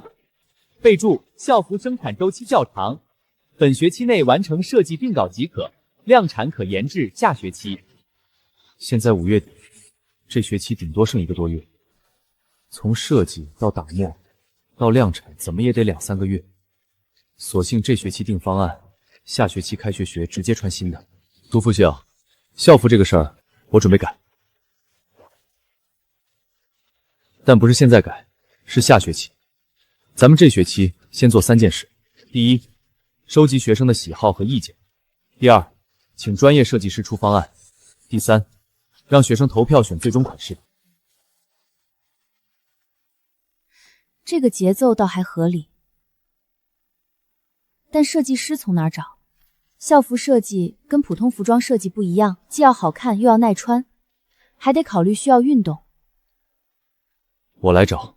又是你那个海外基金会？差不多。他已经习惯了这个男人隔三差五变出钱来的本事。不管是真有海外基金会，还是中了彩票没说，钱是真的，做的事也是真的。对了，上周的取消早晚学习政策运行的不错。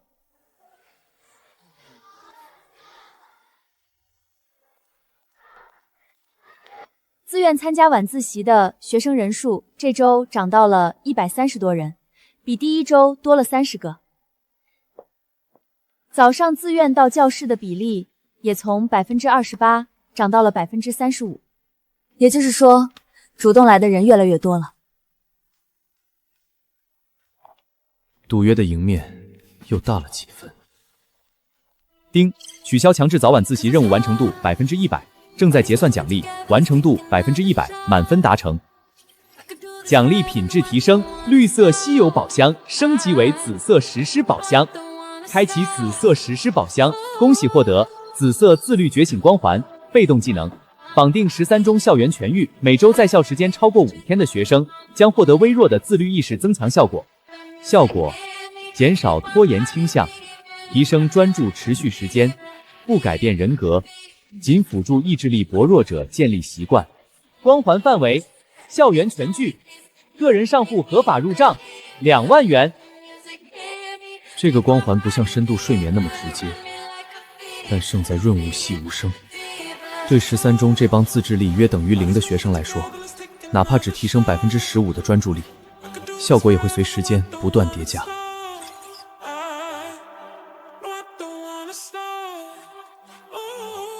任务结算完毕。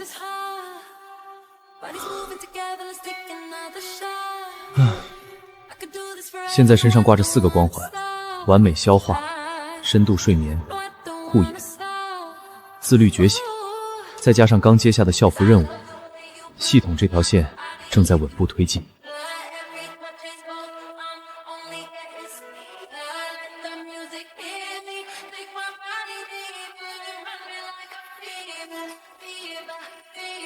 新锐服装设计师顾慈，他作品集里有一组校园主题的概念设计，剪裁干净。您好，清源工作室。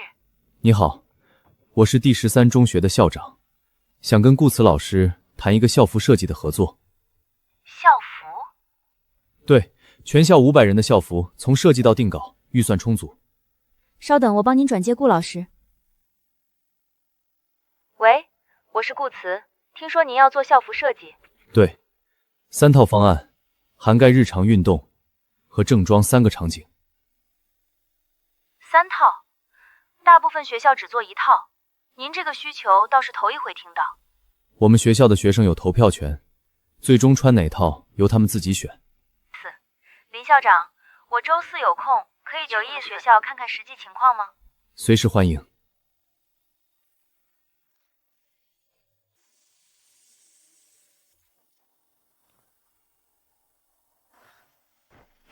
找谁？约好的。顾老师。找林一柴校长。林校长。校长的穿搭挺朴素。搞教育的不讲究这个，请进。先去食堂喝杯茶，顺便看看学生日常穿的校服。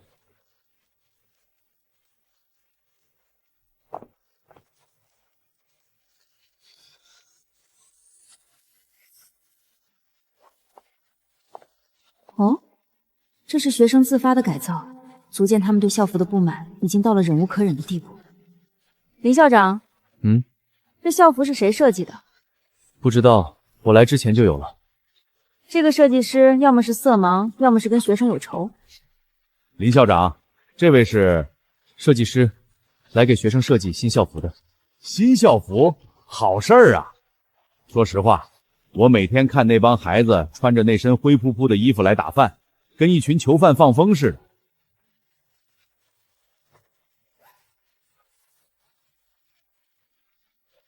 林校长，我有几个问题想确认。你问。第一，预算上限多少？设计费和打样费控制在50万以内，量产费用另算。50万的设计预算，对一所高中的校服来说，相当阔绰了。第二，设计风格有没有限制？没有，但有一个硬性要求，学生喜欢。最终方案由学生投票选出，票数最高的入选。所以不是我觉得好看就行，也不是你觉得好看就行，得他们觉得好看。林校长，我做了3年独立设计，接过婚纱定制、品牌联名、商业广告，但校服是头一次。您知道为什么吗？因为国内90%的校服招标，甲方的第一句话永远是越便宜越好。没人在乎好不好看，没人在乎学生喜不喜欢。布料选最差的，版型选最省的，颜色选最不容易脏的。设计师在这个链条里，连说话的资格都没有。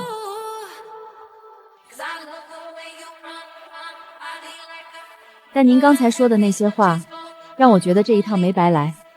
3套方案我接了，1周内出初稿，2周内出打样。好，但我有一个条件。你说。我要跟学生直接沟通，不是调查就决那种，是面对面聊，看他们平时怎么穿衣服，听他们想要什么风格。没问题，下午第2节课后我给你安排。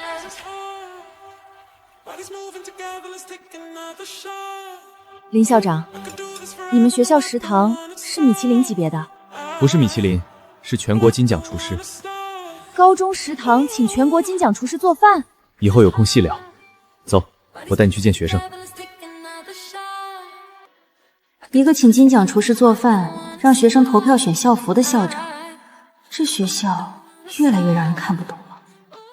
同学们好，我叫顾慈，是服装设计师。你们校长请我来给你们设计新校服。真的假的？要换校服了！终于不用穿这边口袋了。设计师小姐姐好漂亮！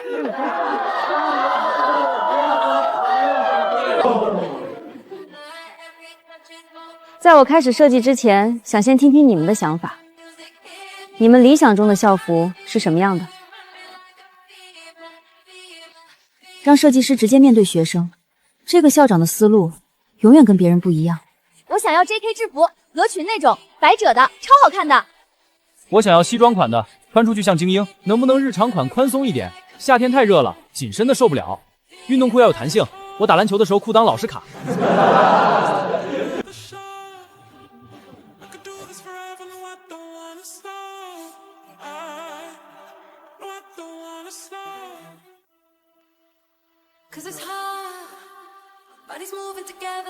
JK 格裙，西装款，宽松透气，裤裆要有弹性。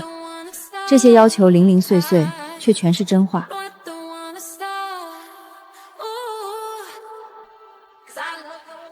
这些孩子不是不讲究，是从来没人问过他们想要什么。这所破旧的学校跟他来之前想象的不太一样。学生们穿着最丑的校服，却有着他在很多名校都没见过的发自内心的快乐。日常、运动、正装3套方案，1周出初稿，接过的单子不少，可让他这么较真的，这是头一回。1周。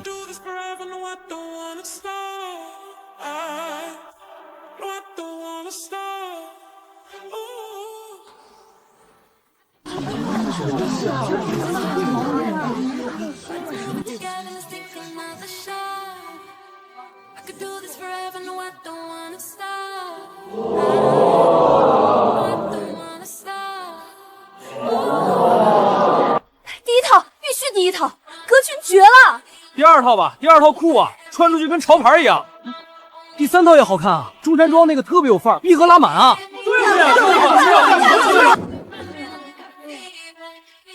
排队投票，排队投票。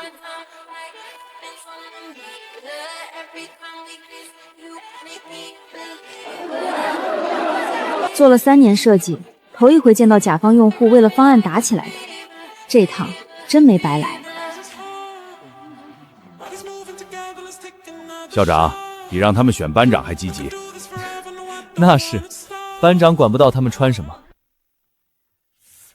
方案1，方案2，方案2，方案3，方案3。第1套方案187票，第2套152票，第3套143票，第1套胜出。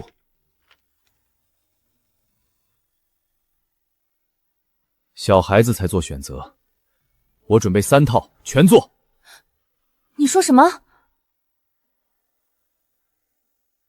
？3套全做。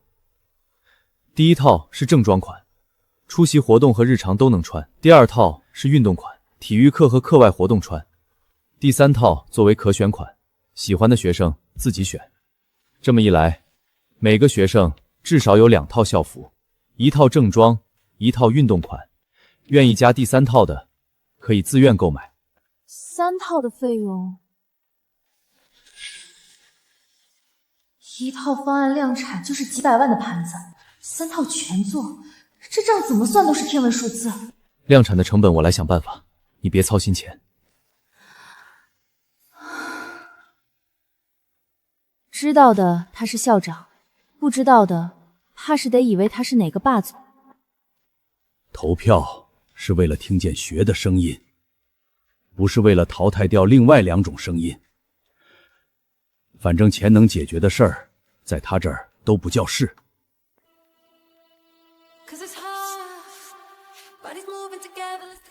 13新校服投票结果出来了，第1套方案学院风太绝了，下学期就能穿。再看看我们现在的校服，最后一张图，同一所学校前后对比，堪称整容式改造。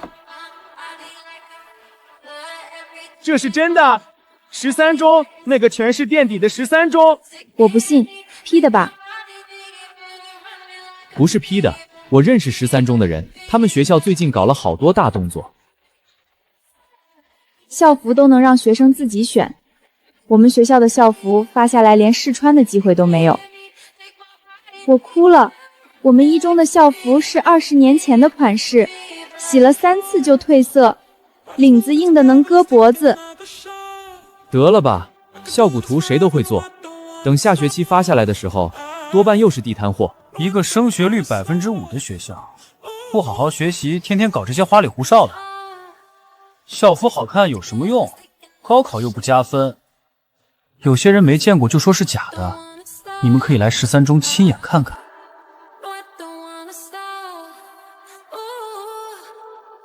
我们的食堂有全国金奖厨师做饭，教室有8K 智能黑板，宿舍有空调和独立淋浴间。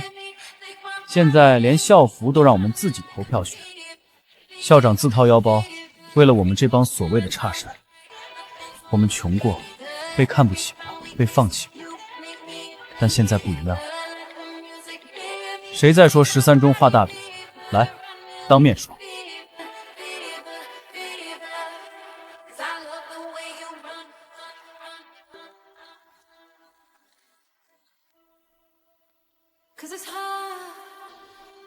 这小子嘴上不饶人，心里倒是比谁都向着学校。校服设计任务进度更新62%，3套方案均已完成设计定稿，学生投票环节已完成，剩余环节打样确认、面料定版、签订量产合同。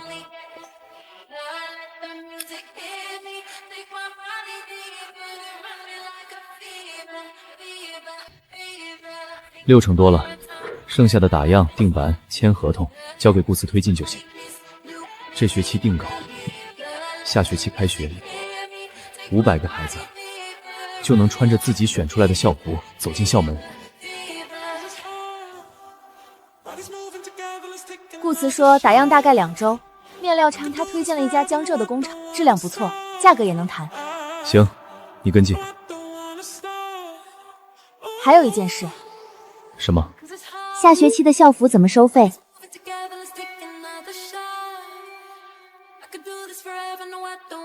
免费。一套校服成本至少200多，500个学生。我预备了200万，足够了，多出来的钱留着做备用。你们的拼堆会到底有多少钱？你就当是有做金矿吧。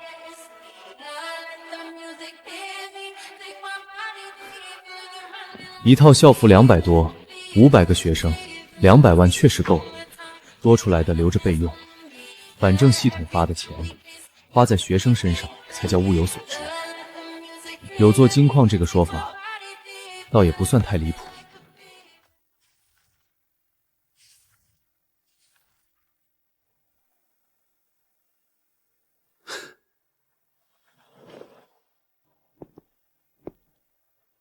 那块地紧挨着核心商圈，片区开发项目是市局今年重点盯着的政绩工程。我就是牵头有功的人，熬了15年复科，就等这一个机会。取消早晚自习，多媒体升级，兴趣班，校服改革，每件事都做得漂漂亮亮，每次派人去查都挑不出毛病。我这些年打压13中的记录也会成了自己的黑事实。赵红令在。林育才请的那个服装设计师叫什么名字？什么背景？走的什么程序？有没有经过教育局审批？个来说不需要教育局审批，各校有自主权。不需要审批，那就创造一个需要审批的理由，属于学校日常管理范畴。教育局对辖区学校的日常管理有指导权和监督权。教育局要求各在更换校服前，必须将设计方案报教育局审核备案。什么时候发？明天。另外，替我约一下钱文华，明天中午一起吃个饭。是。老刘，你那个通知我看到了，校服设计报教育局审核备案，这不是针对学校，是为了更好管理。得了吧，你我都清楚，全市除了13中，哪个学校会突然换校服？老钱，咱们明人不说暗话，林义才这个人，我越来越看不透了。几百万说拿就拿，5星级大厨说请就请，空调说装就装。你说他一个月薪几千块的校长，钱从哪儿来？上次不是查过了吗？海外投资分红，手续干净，干净。你信不信的，反正查不出问题。所以我不打算从钱的角度查了。哦？我要从教学质量上做督导。期末考试下个月初就到了，13中搞兴趣班、电竞体验，这些花里胡哨的东西能不能提升成绩？谁也说不准，成绩是最客观的办学指标。咱们也是为了学生好，不能让一帮孩子跟着所谓的创新耽误了前途。从成绩上动手，期中考试，他们是要把林校长往死里整。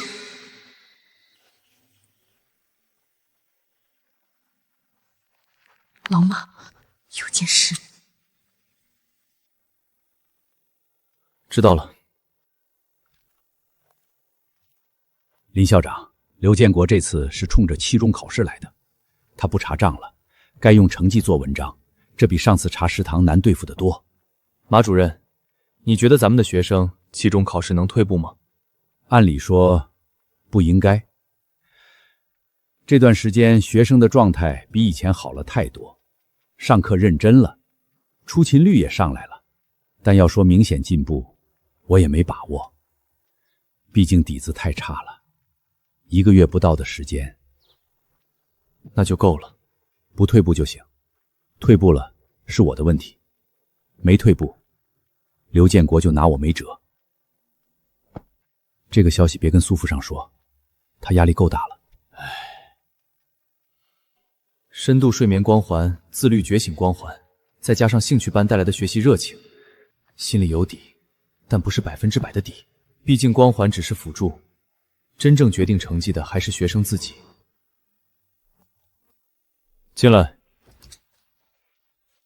校长，我有个建议。说。校长，机房的电脑太少了，每周5只有40个人能进去，好多同学好不容易考进阁了，结果排不上号，可遗憾了。我的建议是，能不能建一个更大的电竞馆？不用太大，比机房大一点就行。如果预算不够的话，大一点点也行。求你了。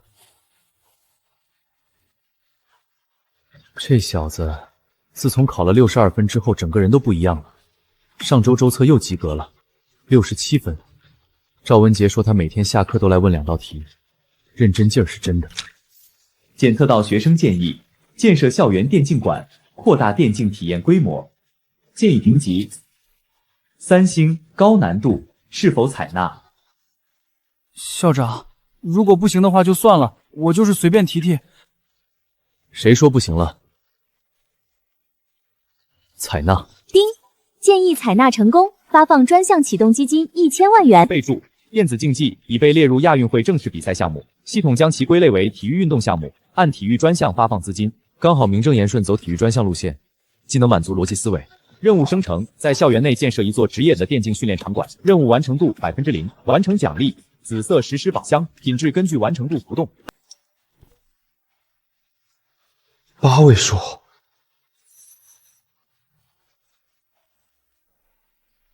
大强啊，校长，好孩子，你提的这个建议太好了。你不知道你帮了学校多大的忙。作为老师，就是因为听不到学生的话，才会与你们产生隔阂。我就是想打游戏。打游戏也是一种追求。你先回去，好消息等着。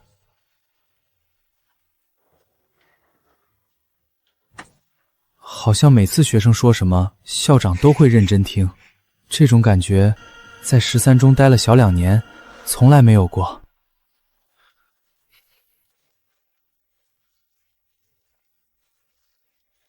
600平方米，主体结构还在，做一次彻底的内部改造就行。1层做电竞区，2层。林校长，您又有工程？有，我们学校东北角的旧仓库，我想做一次内部改造，大概600平方米，2层，工期控制在1个月以内。1个月，面积不小啊，什么用途？1层做电竞馆。校长，您是要在学校里开网咖？哼。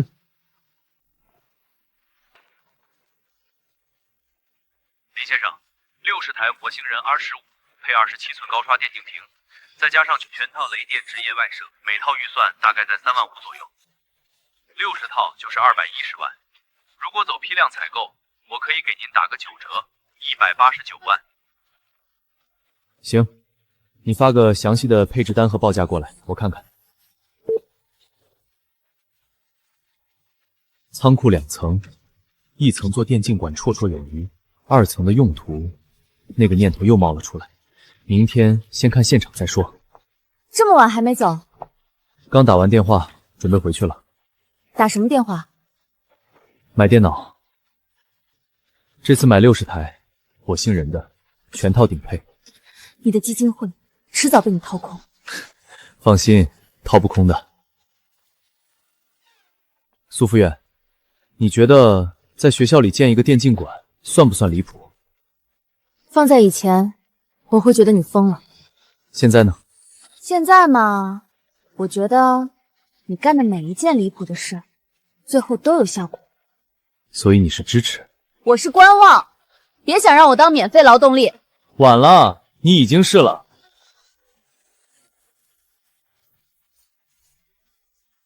主体结构没问题，承重墙都在，天花板有几处渗水，得做防水，地面要全部重铺，墙壁刷新，水电管线全换， 1层350平，做电竞馆的话，除去走道、休息区和卫生间，实际可用大概280平，放60台电脑桌绰绰有余。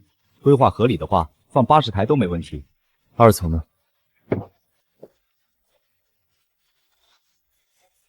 ？2层状态比1层好，没有渗水，做什么用途？另有安排。这些东西清理出去至少得2天，那就2天。叫几个人来帮忙。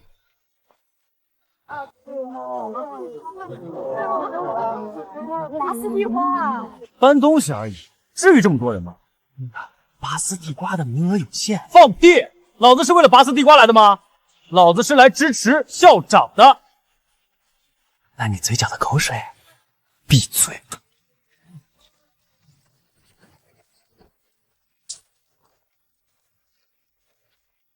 ！600平方米，2层，主体结构完好，这样的空间足够装下我给这帮孩子准备的下一个惊喜。这么大的地方，校长要干什么？搞室内篮球场？你猜？健身房？不是。那是什么？等着看就行了。篮球场不对，健身房也不对。1层300多平，2层还有200多平，这校长葫芦里到底卖的什么药？不过有一点敢肯定，校长搞出来的东西从来不会让人失望。1层地面铺了防静电地板，墙壁刷深灰色乳胶漆，天花板全隔音，3排 LED 轨道灯，地板下铺满网线和光纤，千兆交换机装弱电柜里，信号延迟稳定在3毫秒以内。我看到电脑桌了，一排一排的，还是带灯的电竞桌。我操，校长真的要建电竞馆？大强，听说电竞馆是你建议的，我就写了张纸条。纸条？你写了什么？我说机房电脑太少了，问校长能不能建个大一点的电竞馆。然后呢？然后校长就说要建。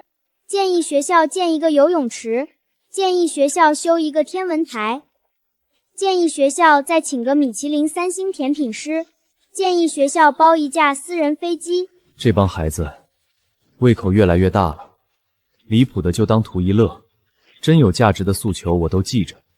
系统也不傻，太离谱的根本不会触发任务。1层下周2就能交付，2层还差几天，主要是那批特殊设备还没到货。不急，2层的事先不对外说。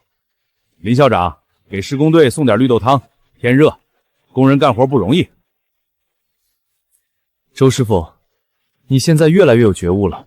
什么觉悟不觉悟的，就是看不得人饿着渴着。那你当初在锦兰大酒店的时候，那不一样，那时候我不认识这帮孩子。人都是会变的。当初周大海被200万年薪砸过来时，眼里只有钱，现在这油腻胖厨师的心里多了些别的东西。老师，火星人啊！什么外星人？你们是不是科幻片看多了？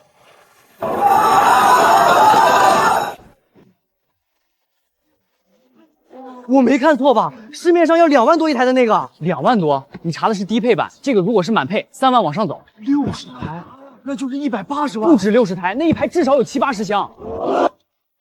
杨哥，你想进去看看？看什么看？又不是没见过电脑。你先回去，我去上个厕所。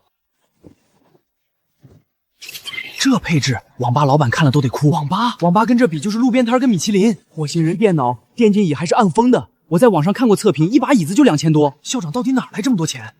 从食堂到空调、淋浴间、智能黑板，再到现在的电竞馆，林校长说到做到，从没让我们失望过。比我去过的很多电竞酒店都专业，因为这里以后不只是打游戏的地方。那2层呢？什么时候能看？等建好的时候你就知道了。搁在以前这个点他要么在网吧里泡着，要么就在去网吧的路上。怎么不回宿舍？校长，电竞厅的规则跟之前机房一样？大致一样，会有一些调整，周一山旗仪式上公布。能不能加一条？什么？进步超过10名的也能进。有些人基础差，考及格太难了，如果进步了，说明他在努力，这种人也应该有机会。这个建议比李大强提电竞款还让我意外，我考虑考虑。这小子变了，从当初在建议箱前拍桌子挑衅的刺头，变成了会替别人争取机会的人。这种事装多少台电脑都换不来。同学们，好消息！经过2周的施工建设，13中电竞体验中心正式落成，配置是全套火星人加高刷屏、1000兆光链，80个位置。我没听错吧？天哪，我做梦都不敢这么想。规则我说一下，听好了。第一，电竞馆每周末开放，时间为上午9点到下午5点。第二，获得电竞体验券的条件有2条，满足其中1条即可。条件1，当周所有科目的随堂测验成绩达到及格线。条件2，当周综合排名相比上周进步超过10名。进步10名？我上次考全班倒数第1，只要超过1个人就是进步了。超过10个人好像也不是不可能，倒数的人进步空间更大呀。第三，电竞馆不是网吧，进去不是随便玩的。每周会有一场内部友谊赛，表现优秀的将组建13校电竞队，代表学校参加全市乃至更大的比赛。电竞队成员在校期间享有额外的训练时间，但前提是文化课成绩不能低于班级中位数。班级中位数对普通学校不算高，可对13中的学生来说，说难不难，说容易也不容易。规则就这些，有没有问题？校长，我有一个问题。说。电竞馆的电脑能玩什么游戏？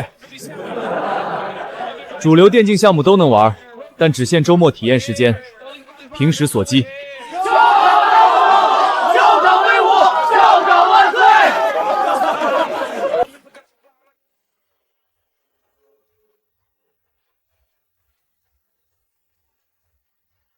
在13中教了2年数学，早就习惯了对着空气讲课，习惯了改卷时的绝望。可现在这帮学生在认真听我讲课，虽然目的是为了周末打游戏，但又有什么关系呢？这道题你会吗？教教我呗。老赵，你那边也这样？何止，我怀疑他们集体被换了魂儿。电竞馆的威力也太大了吧？管它是电竞还是别的，只要能让他们愿意听课，愿意动脑筋，就是好事儿。再说电竞本身也练逻辑反应，跟数理化本来就相通。13中建了一个全套火星人的电竞馆，80台免费。听说为了打游戏，全校都在拼命学习。1中的机房开机要等5分钟，死机是常态。13中校长是什么来头？盖世英雄吗？让他折腾。期中考试就在眼前了，到时候看他的电竞馆和校服改革能帮学生考几分。万一13中成绩真进步了呢？昨晚复习到10点半，把重点看了3遍。2次不等式的解法虽不熟练，步骤好歹记牢了。杨哥，你怎么这么快就写完了？题不难，你检查检查呗。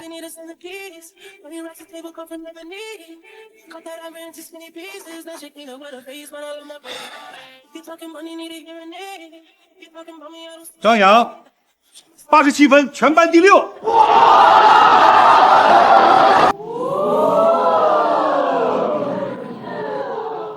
大强，平均分又提高了。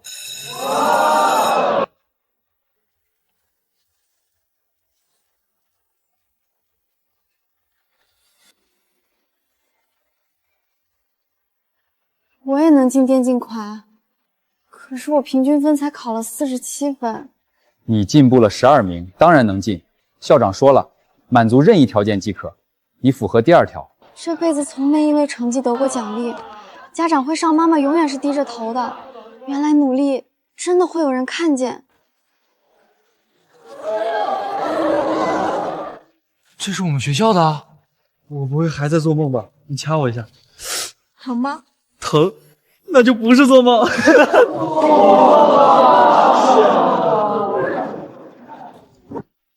坐在这里的每一个人，都是靠自己努力挣来的资格。他们不是在浪费时间，是在用自己的方式证明，只要有动力，他们也能做到。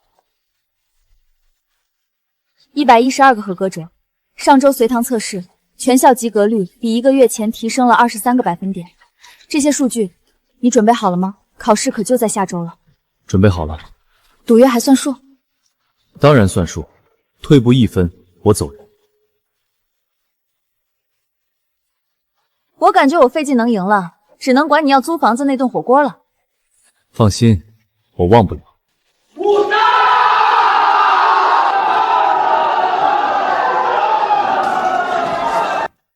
一层电竞馆已投入使用，设备运转正常。鉴于超额完成，系统发放阶段性奖励，恭喜获得终极思维敏捷光环。在电竞馆内游戏时，逻辑思维反应速度显著提升，离开后保留30%效果，持续24小时。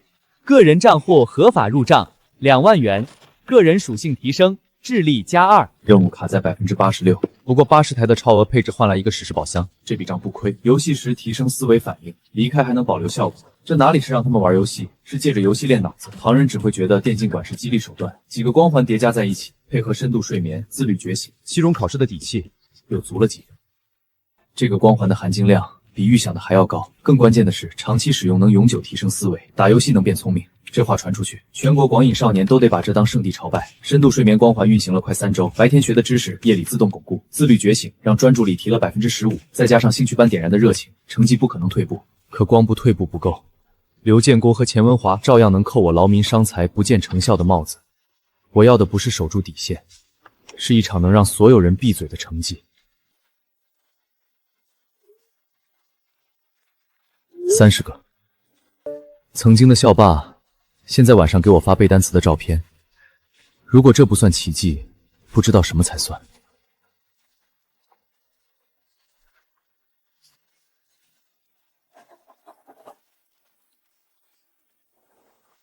是苏青言的声音，她大概也睡不着。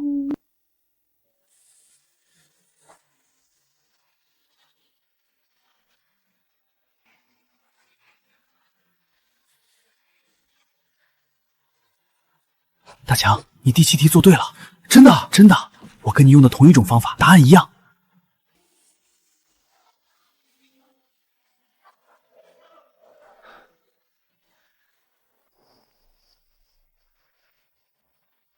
明天加油。